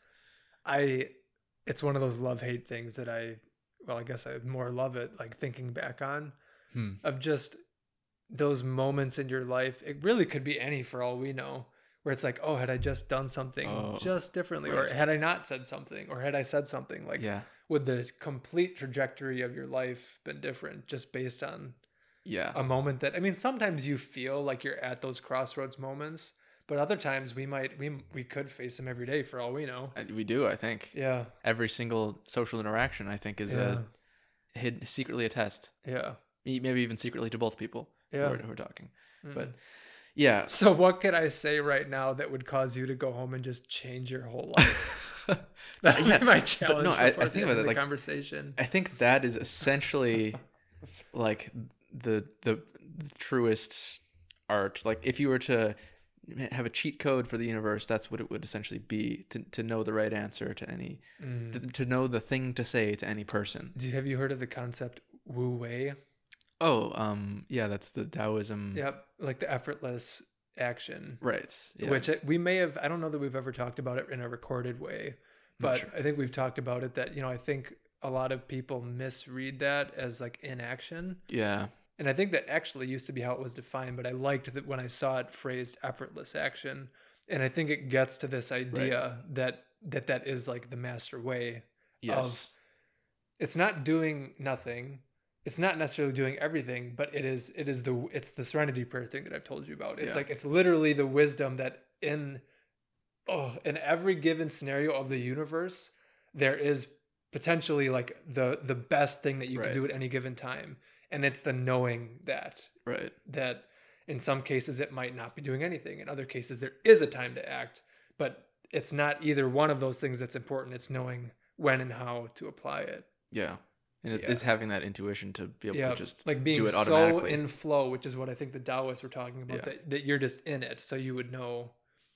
Yeah. So that's the secret. I don't know what to do about it. Or how to achieve that. Because putting it into practice can be a hell of a thing, but to the extent that we can.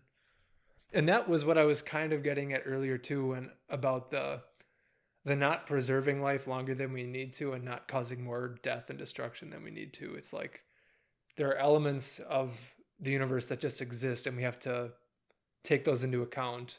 But like, let's get in the flow of them rather than trying to manipulate them one way or the other. That could be wrong, but I just love reading about that idea. I love reading about things that there aren't words for. That it's like, I don't know how how to describe it because it just is a thing. Yeah. Wu Wei is one of them. Or the Dictionary of Obscure Sorrows. Yeah. Yeah. What you were just saying about saying the right thing or whatnot, I have kind of dreamed about that for a long time. I always imagined like a great ability to have would be to like see a meter over people's heads and then have like a, I don't know how much they like what you're saying, like dial, and you can see it move as you speak. So you could like, or like maybe you see like, if it's like a video game, you've got your text bubbles that you can choose from. You can see like some options of what to say above their head, and like you see which one's gonna be the best path. Yes. You go like, okay, I'll say that one. Yeah. Do you ever have moments like where you feel it in real time that what you just said either like was the best thing or was like not the right thing to say? Like you feel like that's I have. Have you? That social test happened in that moment. I have. No, they're definitely both ways, by the way. Yeah, I've experienced that recently. Yeah, like, me too, actually. Like within the past week. Just at work, yeah. I had a moment. Do you want to share yours? Well, no, let's hear yours. So when I was at work, I work for the county Register of Deeds office, which is for anyone that cares, but it kind of pertains to the story, where anything that has to do with real estate or property in the county has to kind of come through our office. So there was a woman whose husband just died, and she's in the process of removing his interest from the deed. And there's a way that you can do it through our office without having to go to court, which costs more money and takes so much more time. Anyway, there's a form that they have to fill out, and it's not the hardest form, but if you've never done it before, it wouldn't be exactly the most intuitive thing to do. So this woman, poor woman, has come to our office like 3 or 4 times, and there's always been something wrong with it. So we've had to send her away. And like every time she's just on the verge of tears. And I hadn't dealt with her except for like the 4th time, I think. And when she was here, I mean, she was like crying and she was just so upset and angry and frustrated. And there was such a part of me that wanted to say like the platitudes of like, I am so sorry for your loss. I understand your frustration. But there was a voice that was like, don't. Because if you do, it's what we should say, right? But it's like you could just get that sense that would just, and in her defense, if I was in that scenario and I heard that from someone, I might just fly off the handle too. Because it's like there's certain things that are the nice thing to say, but when someone says them to you in the wrong moment, it's not what you want to hear. Yeah. So there was just that voice that was like, don't. And then she just, had her moment and got emotional and then left. And I guess I didn't know until after, because then she came back, that it was the right thing to do. But I think it was the right thing to do because then when she came back and I helped her again, she actually said like, I just wanted to thank you all here. Like, I understand that what I've been going through is not your fault. And, I've just been having a really rough time. She started telling me about all this other stuff that was going on in her life. And I just listened. Like, I just let her have the moment. And I'm like, oh my God, I'm so glad I didn't say anything yesterday, because had that gone wrong, this probably wouldn't have happened. So small example, nobody's life was shattered there, but like, it's just that the real time moment of like listening to that instinct of like, don't just let this happen. Yeah. It's always really cool when it happens the right way. I know. Yeah. Cause normally, I've been in plenty of scenarios where it didn't. Yeah. Go right. Or scenarios where what even is worse, maybe not worse, I don't know, bad in a different way, is when maybe somebody asks you a question and you feel as if your answer is like, this is I'm gonna blow their mind, or like this is like a test for like, if you'll continue to like me or not. Yeah. And my I've asked those questions before too, by the way. What's the type of question that would be? Can you think of one? Or they might have to be context specific. Yeah. I'm just trying to think. Like, I'll see if I can think of one, but keep going. But yeah, my go-to usually when I'm asked that type of question is to not answer it. Wise, smart. If you can pick up on that. But that's usually not that favorable either to people to evade. Just not completely. Answer. Well, sometimes just don't say anything. Yeah. Or evade it through speech. But that's usually not that satisfying. Answer it with another question. It is better than answering it in the way that would make them like, I don't know, hate me, if that's. Mm-hmm. But no, my experience vaguely, I guess. I was giving somebody a compliment, and I could tell that the combination of words that I used and the delivery like gave the maximum possible effect. Just hit all the right notes. Yeah. There is something to be said for that. Nothing's coming to mind where I gave one, but I remember I was with someone and it was just a consequence of them knowing me for long enough that like they said all the right things. And it was like, it was just, it's that thing of like when you felt like you're known, like you're heard, or that, you know what I mean? Like someone just knows who you are. Cause like anybody can say like a nice thing about you, but there's certain parts of yourself that maybe you hold like in higher esteem that when people notice or point out, it's like, oh, you see me. Like, yeah. Huh. That gets at something that I wonder about myself. Because I've always, not always, but most of the time, I feel a slight discomfort when people give me compliments. Me too. Oh, it's probably says something about our own self-esteem. Sure. Well, yeah. Okay, this is what I'm wondering. What you just said kind of sparked this idea. This is a little aside now before I say it, but I often feel as if I'm not sure if what I'm saying is true. Like about what I think or what I feel, because like it seems like a possibility, but I don't actually know for certain if that is like what's actually the thing that's the process that's happening in my mind. But anyway, this is something that I thought of, could be true, but maybe the reason that I often feel discomfort about compliments when people give them to me is kind of like what you just said. Maybe like I feel weird about it because I feel like maybe they mean it, but they don't actually know me or like know who I am, so that I don't know if this compliment is deserved or like if, you know, they really know what they're saying. Yeah. Even if they're being genuine. Like the only thing they're complimenting is whatever conceptualization they have of me. Right. But it's not who you feel you are. Yeah. Yeah. I've had that before. And I don't know if that necessarily has to be a self-esteem problem, but just like a, yeah, there's more or less to me than you're making it out to seem like there is.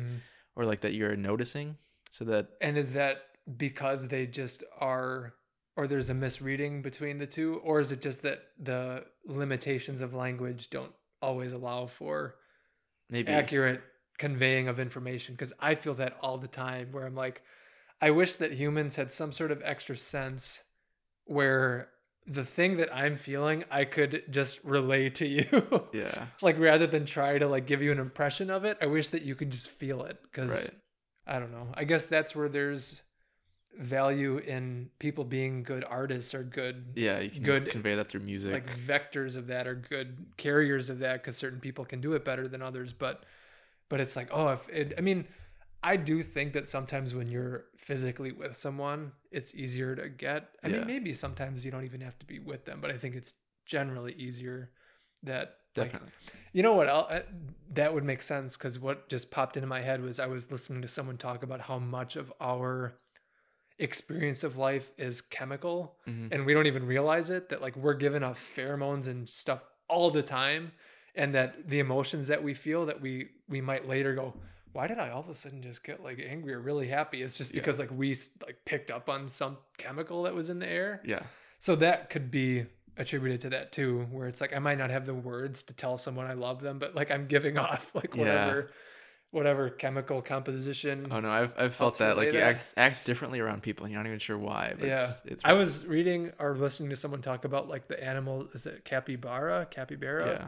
That it's like that, where it's this animal that gives off these pheromones that just make everything around it really happy. So even animals that should be predators to it, like just get in a really good mood. That's a great trait. Which is, I know. So I was like, oh, there's another superpower that would be interesting. Just everyone around you is super happy all the time. Yeah. Like is just always in a good mood. And yeah, that'd be great. Wouldn't it? Yeah. It'd be cool. Another thing that I was thinking of along the lines of the compliment giving and my discomfort with them is it could be a disingenuousness in myself that might be there maybe unintentionally or whatnot, or amounts of privacy or personality that is hidden or something like that, where like maybe to a person I'm not displaying my true self, or maybe I'm not lying to you, but I'm not like displaying all of my personality to you. So when you compliment me on my personality, I feel like it's not really doesn't actually apply to me, because this is you're only seeing like whatever this aspect. But I feel like that probably goes for all people. Well, yeah. I mean, can you imagine, like, none of us even really know ourselves that well. Yeah. I mean, some of us maybe more than others, but right, the idea that trying to figure out other people, all that we're really getting most of the time is just very surface level impressions. Yeah. I mean, I've known you for a long time, so I mean, I have a feeling that I know you better, but like at the same time, there also is part of you that is very alien, probably. Right. Yeah. Or at least you only know the is me that's just, around you. yeah, or at least is just not right. Like, I don't necessarily want to say alien, but you know what I mean. You know what I mean. See, there's an example where it's like, I know you enough to think that you know what I mean without having to say it. What I've found in any of those scenarios that helps is just being honest. Yeah. Which is funny because, you know, you're told as a kid, like, honesty is the best policy, and you kind of roll your eyes when you figure out how useful lying can be. But in the long run and across most games, I think telling the truth actually does work. Yeah. And it's amazing that if you do it right, how refreshing that is in any given scenario. Where one trait that I am glad that I get from, I think, my dad's side of the family is, like, if there's an elephant in the room, you can bet, like, we'll be the first ones that go, hey, there's an elephant over there. And there is a right and wrong way to do it. But I think if you do it right, there's just this, like, there's this power that it doesn't give you, but it just, like, it, like, gives everyone permission to kind of, like, let those parts of themselves maybe come out or something like that. I don't know. Or there's something to just saying, well, we've said it already, saying the right thing at the right time. And if you can pick up on that, more power to you. And, like, so many times the right thing might seem like the wrong thing, but if you have the courage to say it, I think the payoff can be pretty spectacular. Yeah. But you have to be careful, because sometimes if you say the wrong thing at the wrong time, it can really bite you in the ass. A lot of the time, my problem, like, because I agree that honesty is generally the best policy, except for the case of destructive honesty. One of my problems, like I was just kind of saying, is I feel like a lot of the time I don't exactly know, like, what I'm feeling or why. At least you're honest about that. So if somebody asks me, like, my honest answer would be, like, I don't know. And that's not a satisfying answer. And that isn't believable either. But you're honest in saying that. Right. Yeah. So I don't know. Like, I can't, a lot of the time, give people what they want, that satisfactory answer, because I'm not sure why I'm feeling the way I'm feeling myself. Do you acknowledge that? Do you say that? I mean, usually I tell people I don't know, but I just I feel like I think that if it comes with that, then maybe it might still not be completely satisfactory to the person, but they might appreciate that more than just, like, well, I don't know. If you say, if I explained to them, like, I don't know, but it's not because I don't want to answer you. It's because I literally just, I don't know how I'm feeling. I suppose people could always still think you're lying, but how long have we been talking? Oh, good question. I don't know that this needs to be a certain amount of time or not, but yeah, I've had a few shorter episodes recently, so I'm fine having a longer one. Okay. I know several of my listeners have told me to do shorter ones. Oh, really? They don't like the longer form ones? I'm wondering, for an audience that, like, looks for podcasts or things to listen to, like, what it is that they're hoping to get out of it. Yeah. The reason I like listening to podcasts generally is the content, sure, but it's almost like what we were saying earlier, like, there's almost an art to conversation having, and it's neat when you can just experience that going well. It helps if the content is interesting. Yeah. But it's also just, like you said, like, when two people come together, I think there's a quote, it might be Jung's, that it's like a chemical reaction, that if there's any reaction at all, the two people come away new things. Right. And I think that can be true for people listening. So, not that I talk with now I'm going to be self-conscious of it, like, thinking about, oh, someone's going to be listening to this. Right. But when I'm listening to podcasts, that's what I get out of them, because it is, like, kind of way earlier. Why do people go to movies and watch stuff that isn't happening? Why are people just sitting down and listening to two people that they don't know have a conversation about whatever? Maybe they'll hear something that they find interesting, but I don't know. I think it's also just something about listening to a conversation between people. Listening to a conversation so people can get something out of it. But I don't know. I don't know that I'm anyway. Yeah. So this is gonna not make people happy, but there's some things I've been thinking about along the same lines of whether saving lives is good. I've been having, not just currently, but especially currently, thoughts about things that most people assume to be unethical and questioning if they actually are. So one thing I've been thinking about lately is incest. People have this automatic assumption that it's bad. And it certainly can produce children with birth defects. But children aside, say you're having sex with protection and given consent, why is incest an issue? Maybe, do people have an answer? They usually say because it's gross. Oh, see, but that might just be evidence that like our biology is working. Yeah. Only because if we didn't have protection and or there wasn't consent, it could result in bad things happening as far as our genes are concerned. Yeah, that's true. So the default reaction of, "Ugh, it's gross," is probably maybe just evidence of that. Yeah. I guess I don't necessarily have an answer as to like why it would be wrong. Because I think we tie up a lot of our feelings of morality with the feeling of disgust. Oh yeah. But I don't know if that actually makes any sense. I feel like that we should have logical reasons for things being ethical or not. I can see it both ways because I can see them getting definitely tied up and muddled. Because I haven't had this conversation, but I wanted to with another friend of mine, just about even just like sexuality and how we're defining it nowadays. Because I feel the same way that so much of our moral stance on it could be rethought just because it gets tied into so much other stuff that there isn't necessarily, or it's not that there isn't a reason for that, but that we could maybe do with just examining it further. Yeah. But anyway, so I don't know. I mean, from a survival standpoint, I get why certain moral decisions are tied up with that physical feeling of disgust, but to the extent that we let it dictate our behavior, obviously can be misplaced or could be rethought. Maybe. I mean, I think you have all brothers, so I don't know what you're getting at here, but well, no. See, just kidding. my interest in talking about incest doesn't reflect any interest in partaking in incest. Yeah, isn't that interesting? And how refreshing is it to say that?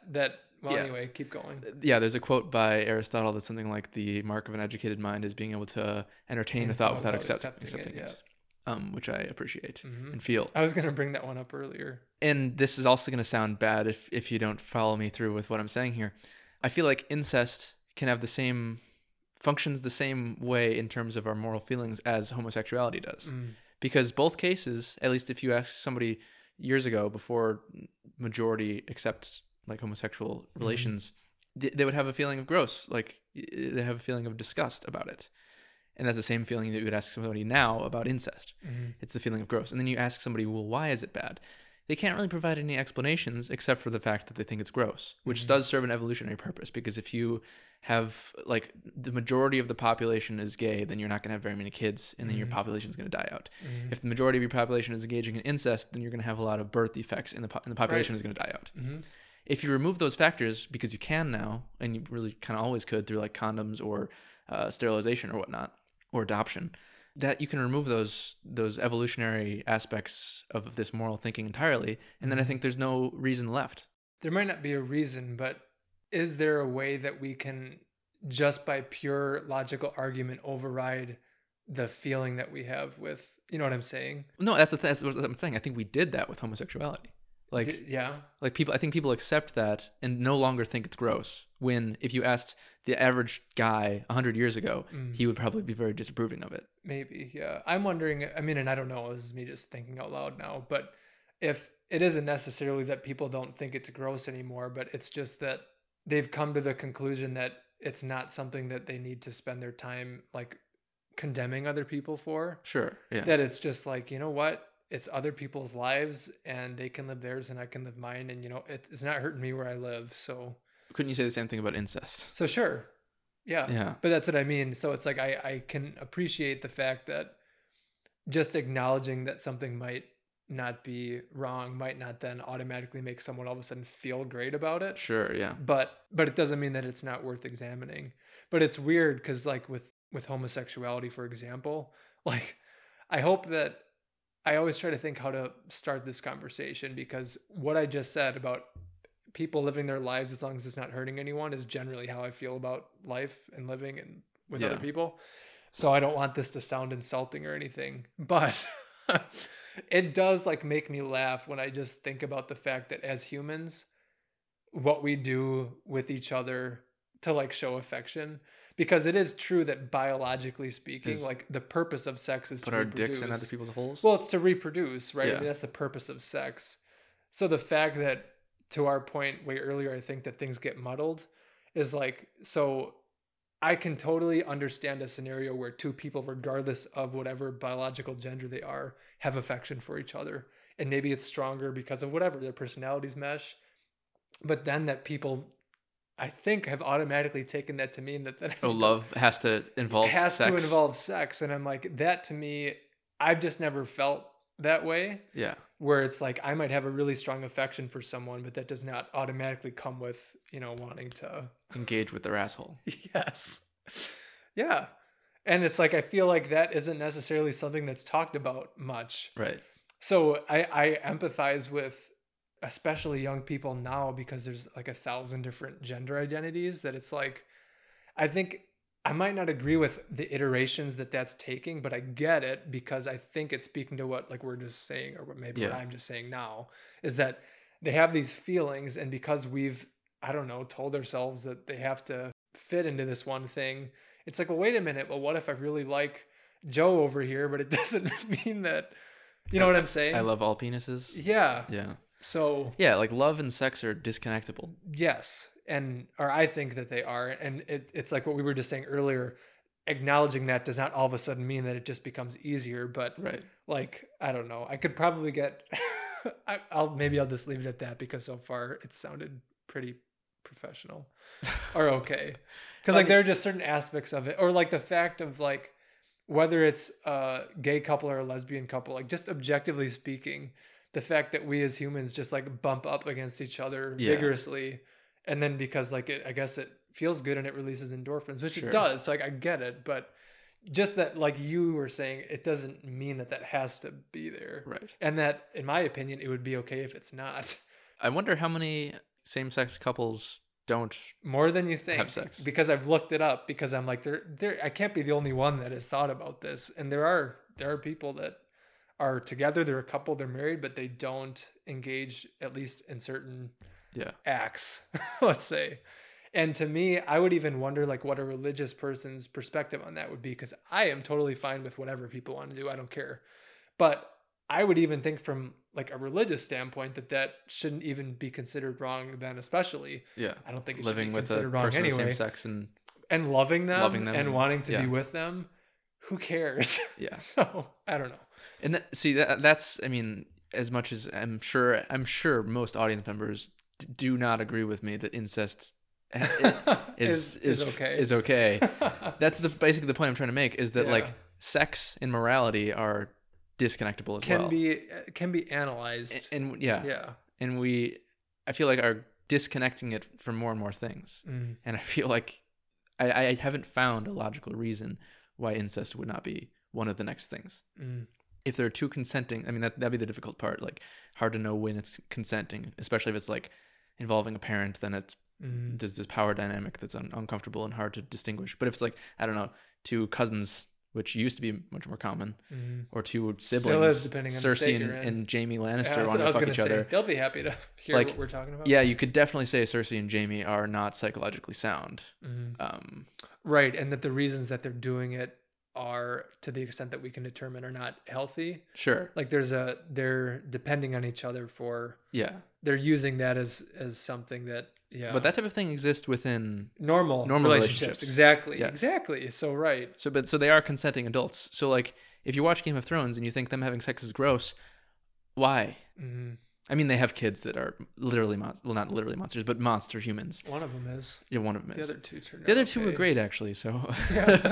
So it's just a roll of the dice. Yes. Yeah. Things didn't turn out for them still, but that is a theme in Game of Thrones of incest causes insanity in Targaryens and in the Lannisters, and that's what I'm saying. If you're having incestuous relationships without having kids, without fucking up humanity's gene pool, basically, I don't see why that's an issue. Maybe to my point though, is that I wonder if siblings could still love each other. Well, obviously what I'm about to say is true because most people do it, but like they wouldn't need that though. Sure. Is that there are ways to express love, and like let's say that you railing each other. Yes. And like let's say you have a sibling that like you care about way more than anyone else, or even more than other siblings. And this is why I think it gets complicated, because let's say that you as a human want to have a way to express that. Yeah. Our default might be sex, because that's just what has been there or what is there. So it's like, oh, if there was another way that we maybe could, because I am sympathetic to why people have negative feelings about it, especially tying into the biological reasons as to why that is. Yeah. But Anyway. My next stop on this bus of where are we going? discussing uncomfortable ethical topics. Sure. Those are the best conversations to have. I'm sorry, listener, but I want to question these things. Necrophilia is the next one. I think there is the aspect that would make it obviously immoral if you're spreading diseases from fucking dead people. Obviously, that's bad. But let's say, once again, just like incest, you're using protection. You're not spreading diseases. Why is having sex with a corpse considered automatically immoral? Why? Because who's it hurting? Right. The corpse is not even a person. And maybe I could have brought this up with the last scenario, but it came up with this one. Is that I think, right, like in theory, maybe there isn't. But I'm wondering, and this is where I have to catch like my own biological biases, because I guess I would have an aversion to it. Well, yeah, you definitely I can automatically still, do. You just kind of think. Yeah, I can still acknowledge that maybe in theory there isn't anything quote unquote immoral with it. But I wonder if, well, we might have said it already. Is there something else going on with the person that's still alive that is wrong? That's how they're like they have a psychological issue. Yeah.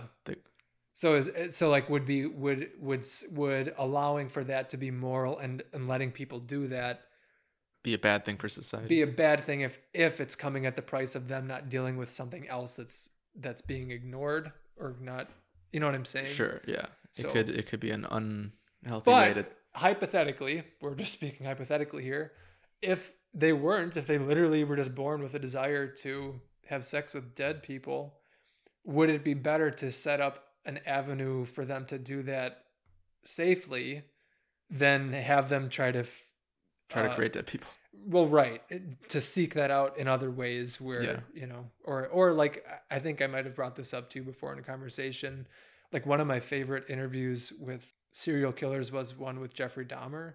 And he acknowledged, and we don't know if it's true, but it'd be interesting to think about, that he said that he feels if there would have been someone for him to talk to about the thoughts that were going on in his head, he doesn't think that it would ever have actually gotten that bad. But because he felt like he didn't have someone to talk to about the feelings that he had inside, it caused him to then go out and act them out in the real world. And again, I can't prove that. It's just coming from his mouth. But if it's true, right, that could be an argument for, well, I don't know, or at least not making it so reprehensible just to even talk about. Yeah. That, you know what I'm saying? Because it's like... Yeah, that's the issue I'm facing right here. Not the fact that I want to, but the fact that it's a taboo topic that it's hard to even talk about. Right.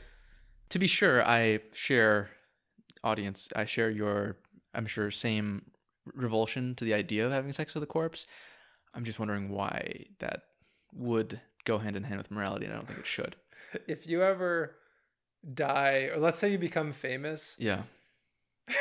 And like they can play one thing that you've said throughout your whole life at your funeral. I hope they say that. Yeah. At my funeral, they're like, okay, line up. Yeah. Fuck him. He said it was okay. You heard what he said. But to be honest, you do have permission to fuck my corpse. Wow. You're giving it here. Yes. You don't have my permission to fuck mine. Why not?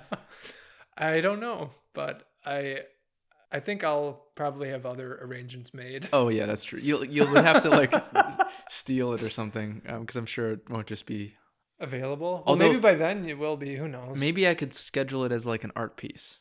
Oh, okay. My corpse can go to a museum and people can line up and fuck it. Oh, where? As a demonstration. Yeah. Because the reason I don't think it matters is because there is no person there anymore. There's like, it's not even about like, because obviously this is different for if somebody's in a coma or if somebody's unconscious. Like then they will come back and they will, or they could anyway. Or they could, and they'll realize what you've done to them and you didn't have consent. With a corpse, I don't think there's a need for consent because there is no person. It's like, to me, it's the same as fucking a rock or a fridge or your couch. Would you, to cover bases or to make it the most acceptable, would you say that you should have the person's consent before they die, that their body can be used for those purposes? Oh, yeah, I mean, that'd probably be best, sure. I think it would be best. Because I know, like, in some cultures, what happens to the remains afterward is, like, a big deal. And, one could argue whether or not any of that is true or not. But, like, I could imagine that certain tribal cultures would see, like, getting... You might be upsetting or offending the loved ones of the corpse. Yeah,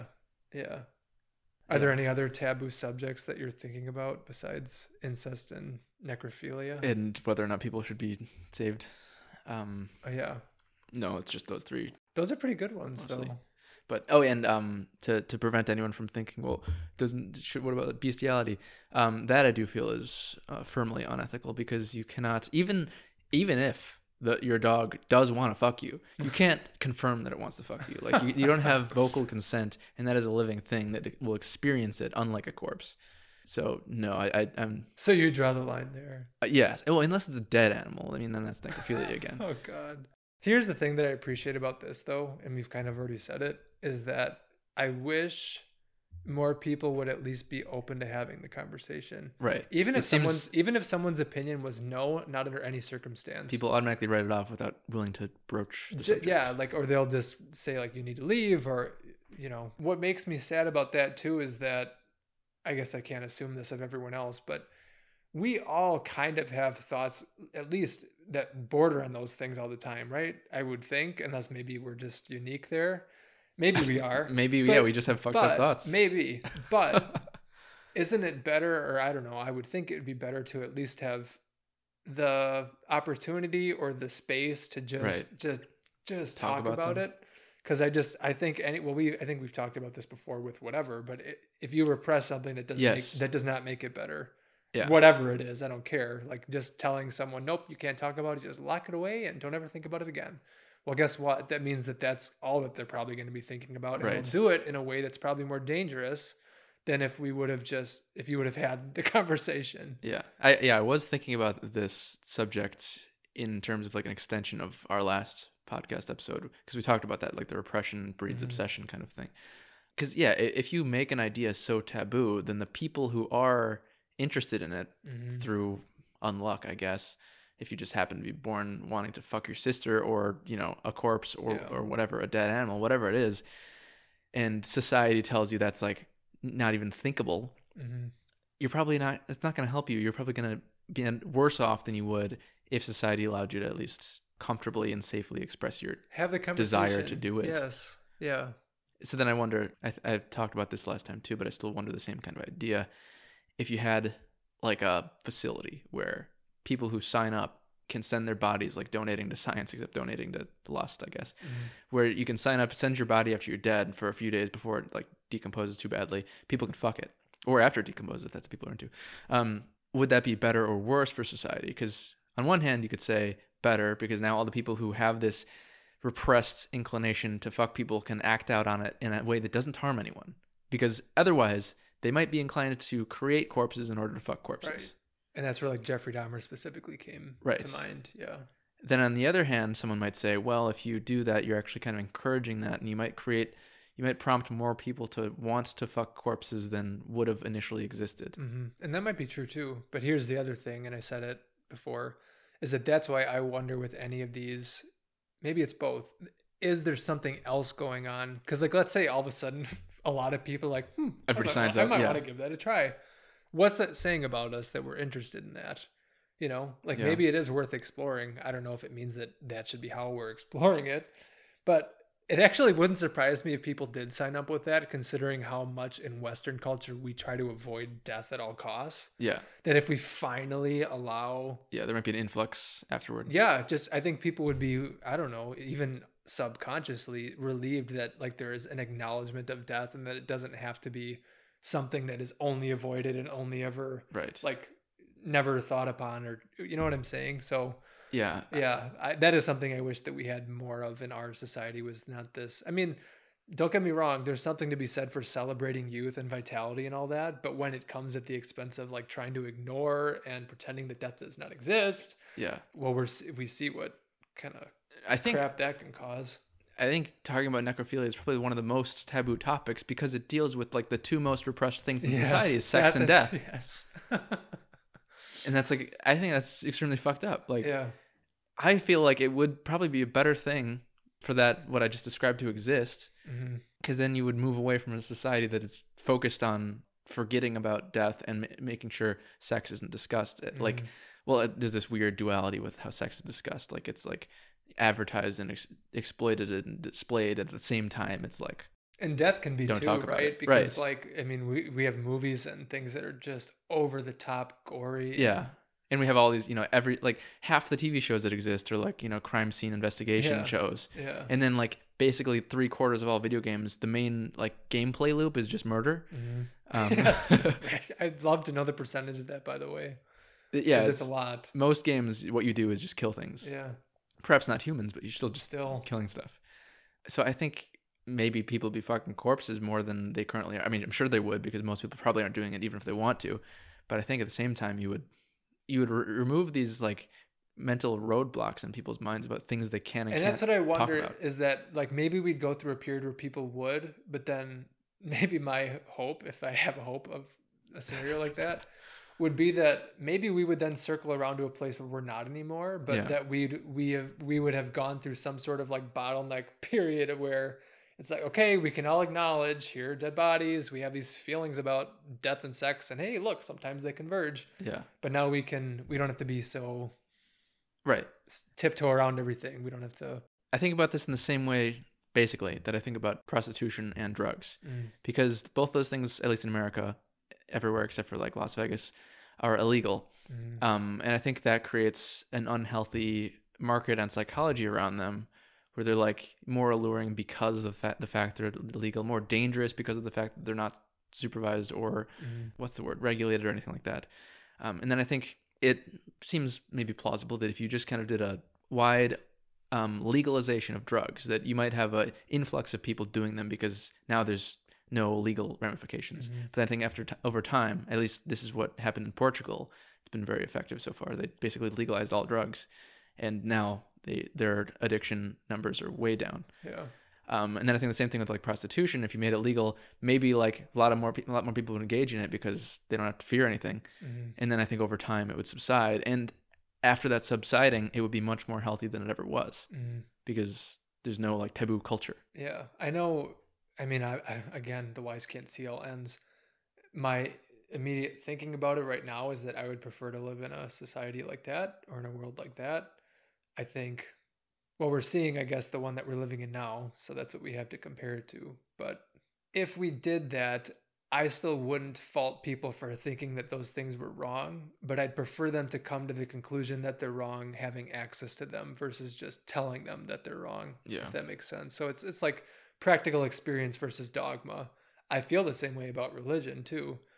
The good parts and the bad is that if you're gonna come to any sort of feeling about existence, come to it yourself. Right. Like have that experience yourself. Don't just believe it or not believe it based on what some other person told you.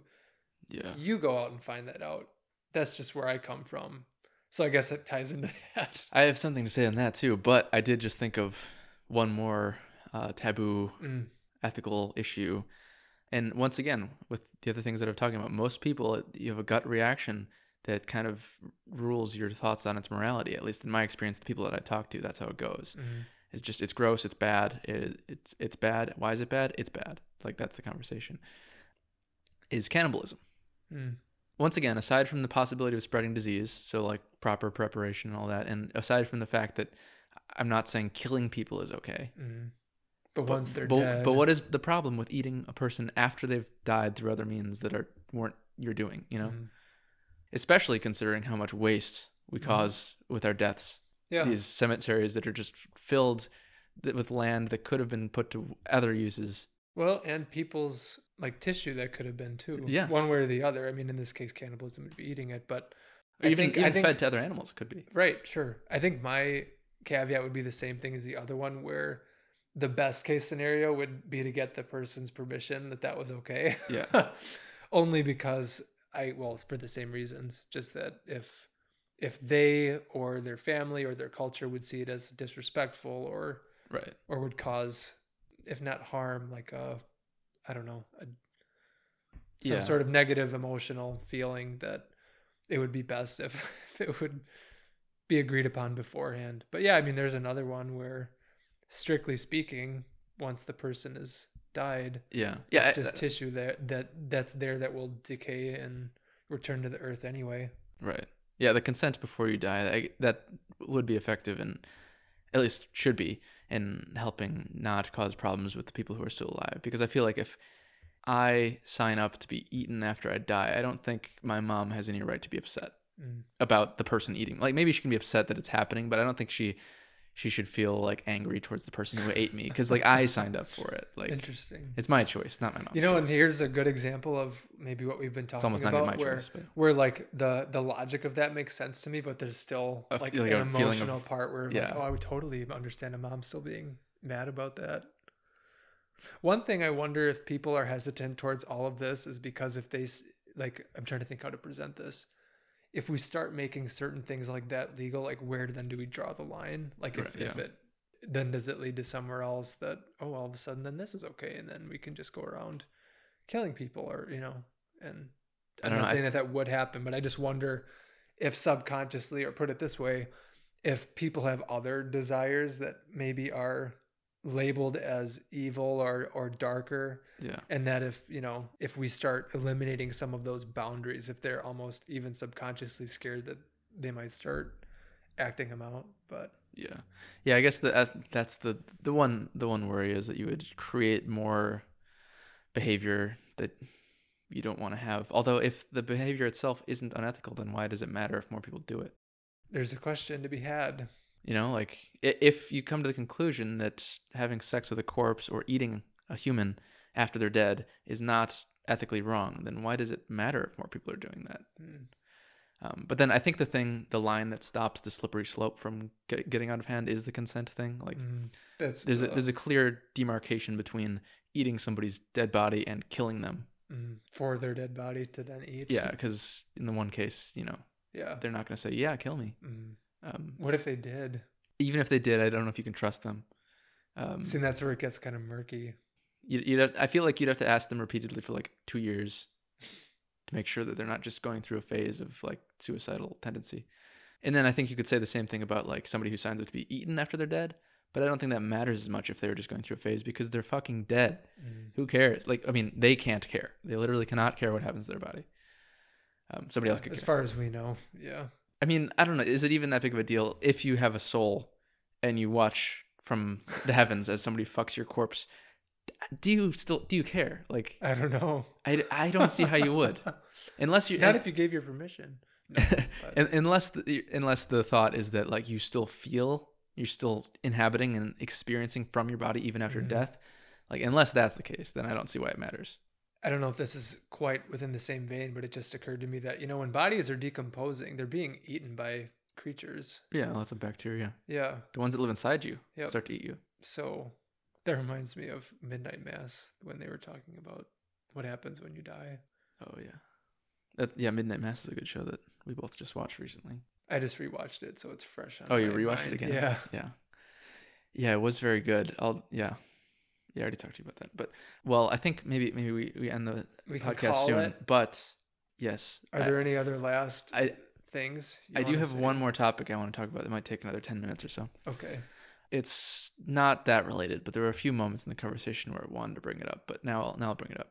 Another thing that I've been thinking about a lot lately is what people even mean by the term, or when they use the word supernatural.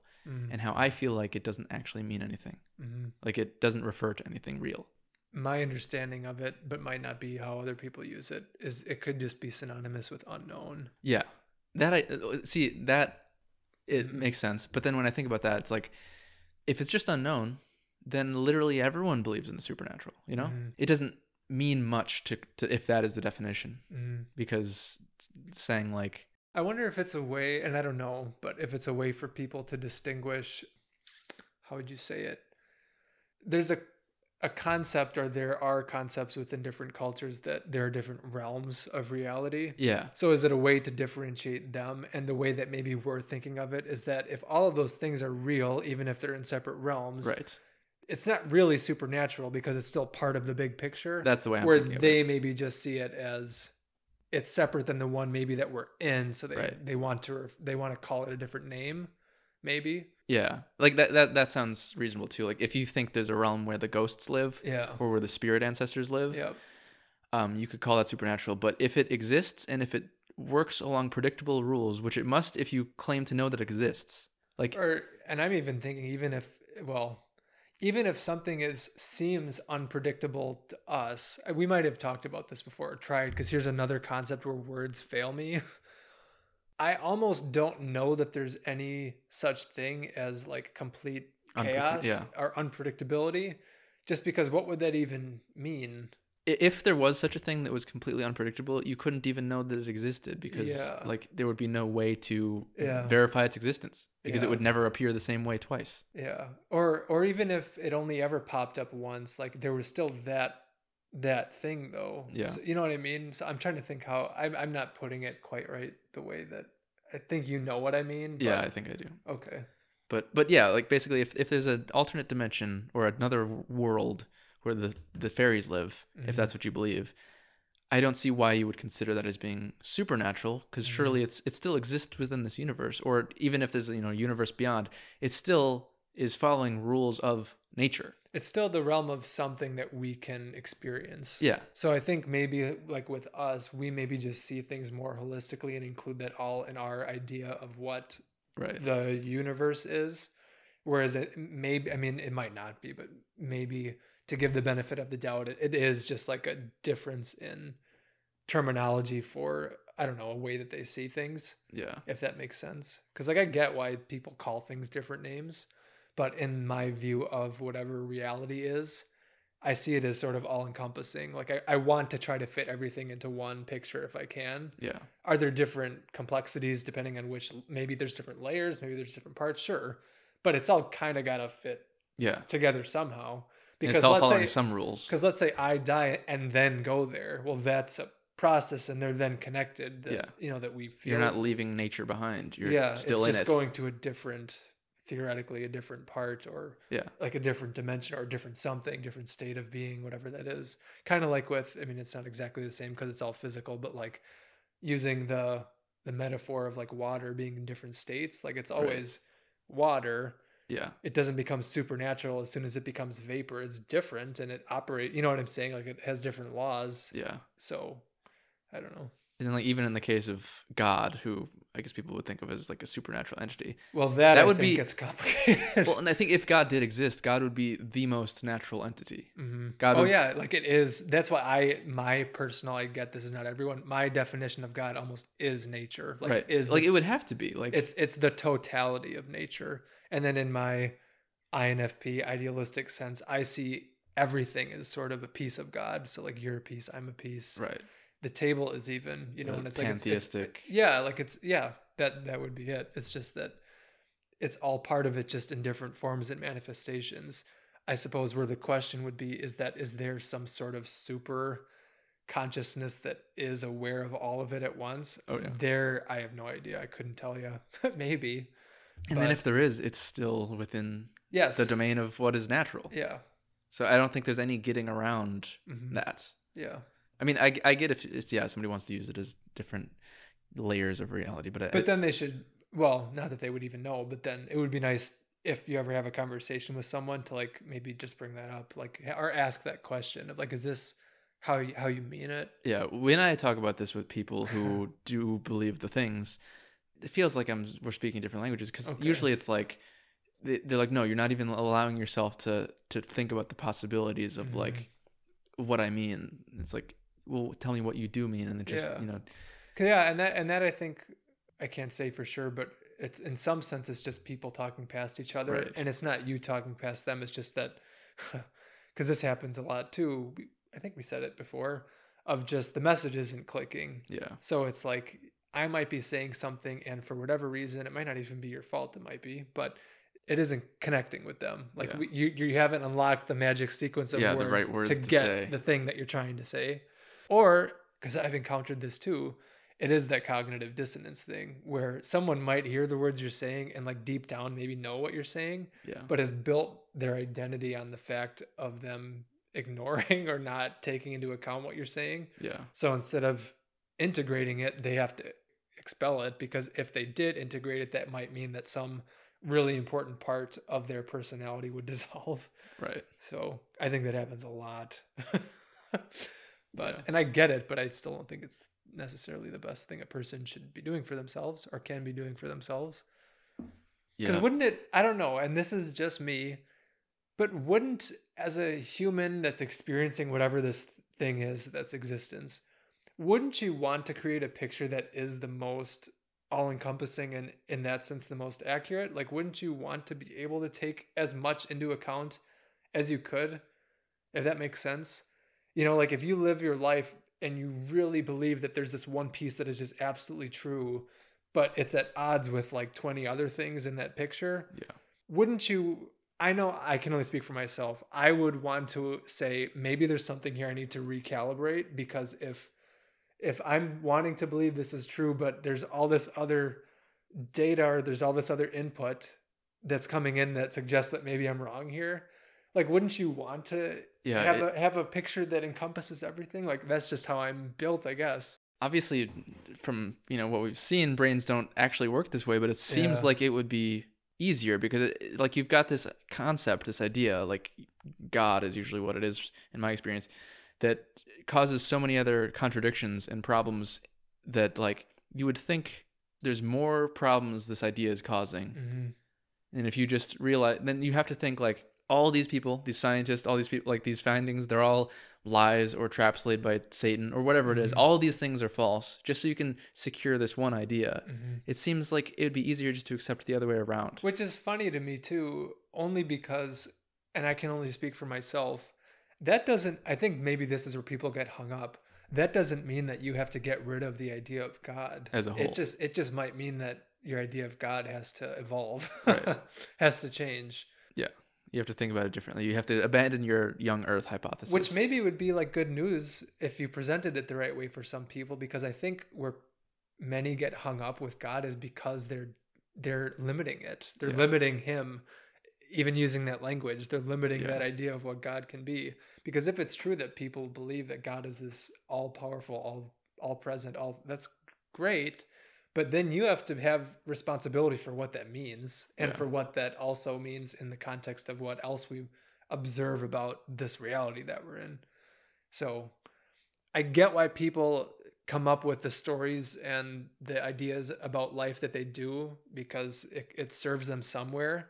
But like I said, I know at least for me that if I was honest and I was coming across something that called into question some other belief that I had, I would want to try to find a way to figure out how to mesh them. Yeah, to marry them together. Yeah. It's like, it doesn't mean that you're all wrong. I mean, it might mean that, but it doesn't have to mean that. So like, better try to reconcile them. It's that like thesis and antithesis, antithesis, but then the synthesis. So it's like the synthesis is what you want, or what I try to do in almost anything, because it seems that's the yin and the yang, the Taoist, it all comes full circle. It's like, okay, we're experiencing life, we're getting all this input, we're trying to make a picture of it. Okay, so what do we do? And then we where we can go wrong is we start telling specific stories about how things go. And where people run into trouble is when there's a new piece of information that messes up your story. It doesn't mean you have to scrap the whole story, but maybe it just means the story has to change. Yeah, with like the supernatural thing, usually when I tell people, talk to them about it, and they are of the supernatural believing bent, they usually call me like a reductionist or too much of a like materialist, like scientific materialist, or like too much like only think about the universe in terms of the physical. But then I'm thinking, like, if there is some experience to be had beyond the physical, that is still nature. And then further, one idea of what supernatural is that seems to be sometimes what people are suggesting is like the ununderstandable, not just the unknown, but like the things that can't be known, the unknowable. Yeah, unknown unknowns. Right, but then I think, like, if that is what you mean by the supernatural, you can't claim to know that it exists, because it is by definition not knowable. Like, if there's an element of the universe that is not understandable to you, you aren't allowed to claim its existence, because what does that even mean? If you know what it means, then it becomes understandable. I can understand claiming that knowledge, that like that as a phenomena might exist, but then to make inferences about anything, like what it does, like you said, you couldn't. Yeah, like if the phenomenon of ghosts is not a predictable or understandable phenomenon, then you can't really claim that they exist. It's conceivable, which is weird. I'm trying to think if this as a sentence even makes sense. I can understand the possibility that there are unknown things that we don't know. Yeah. why it's so difficult is because we wouldn't have any idea what that would be. Right. Yeah. But I can conceive of that possibility. But that's about it. So then it must be like if somebody's claiming that type of thing exists, that they think they have like secret knowledge that I don't have. Mm-hmm. Even if that's the case, the term supernatural still does not apply. At least the way it is as a dictionary word, like defies the laws of nature. Yeah. All that means to me is that we just haven't understood the laws of nature. Right. Well enough. That's the thing. If you find, like, for instance, if you find with concrete proof that the resurrection of Jesus happened, that doesn't necessarily mean that God exists. That just means we need to rework what is possible in this world. Like, or God does exist, but it could be that, but it doesn't automatically refer to that. Yeah. It doesn't. It's not like we won. Fuck you, atheists. It's like, well, that's one of the possibilities. That's why it makes me sad that there is like this division between the two. And I totally understand why, because on the face of it, it seems like there are very different, it's like we said earlier with people that have very just different views of the world. I just wish that there was a way that people could come together and try to find more common ground. Cause I'm trying to think like with that example, I mean, let's say, for instance, the body of the man Jesus actually did rise from the dead. Yeah. Right. From everything that we see in today's day and age, like that does not happen. Right. So for the majority of the lived experience of most people, that would be an anomaly. Right. Does that mean that it didn't happen? Not necessarily. Right. But if that happened, we would want to know what happened and how. Yes. And if we could figure out what happened and how, I guess maybe where I agree, or maybe it's saying it a different way, that doesn't necessarily then verify the rest of the baggage that comes with the story of any religion anywhere. Right. It might mean that happened. Maybe it was a miracle, maybe miracle/anomaly. Maybe that means there is a supernatural God that's dealing with stuff. But that doesn't then automatically mean that everything else that comes along with that story is true. It seems just profoundly illogical to me, because like the central, most important claim of Christianity is the resurrection of Jesus. And even if that were true, it doesn't automatically mean that God exists. It could very well mean that what we don't know is that humans are capable of spontaneous resurrection. And if that's true, by the way, it would be really interesting to know, because he wasn't even the only one that ever rose from the dead. Yeah. Well, I mean, there's plenty of people that did in the Bible alone. Yeah. Because that, to me, is a fascinating idea. And I think Jordan Peterson has talked about this, that maybe there is something that humans have access to, or in potential could have access to, that would allow for that phenomena to occur. And the reason it's rare is because so few people ever actually get to that level. You know, if you're playing a video game, maybe you have to get to level 100 and all of us are just at level 20. You reach that nirvana state. Right. So again, if that is true, amazing. And who wouldn't want to figure that out and discover all that comes with that when you reach that level? Maybe there's a whole new level of existence that you experience that we don't even know about. Yeah.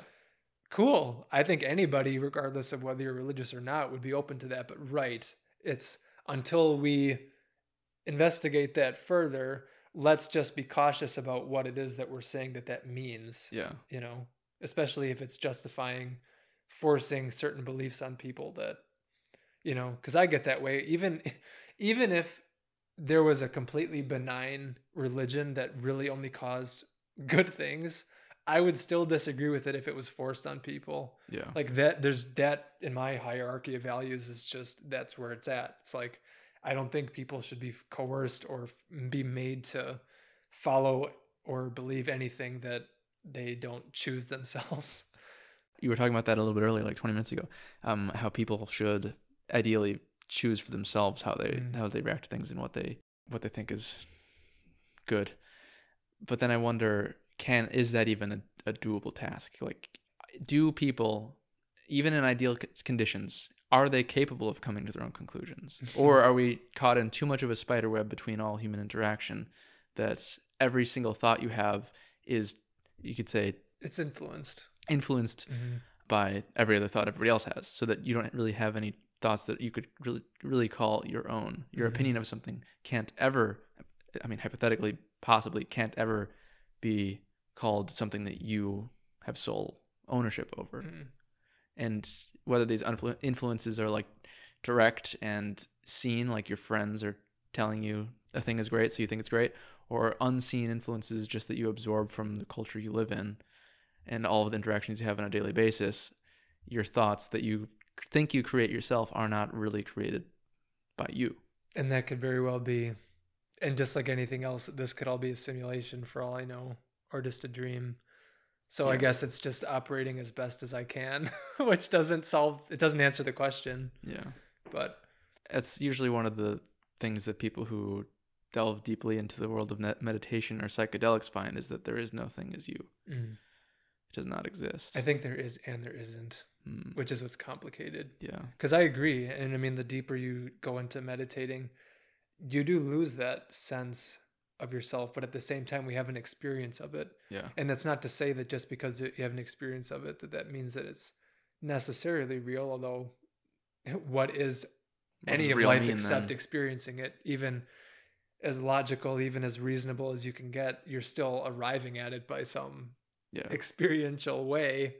So it's the best that we can do. Yeah. So there's the answers. We have no idea. Like we said earlier, you just shrug the shoulders.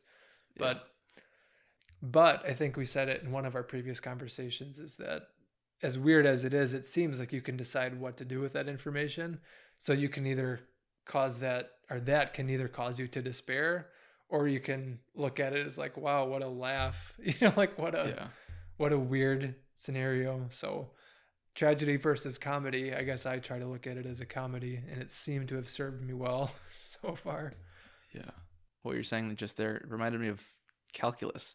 How it's like you can have these concepts that don't make any sense and aren't even calculable, but you can still use them to create finite answers. Like you can have the concept of infinity or an infinite series, a whole bunch of terms adding up forever.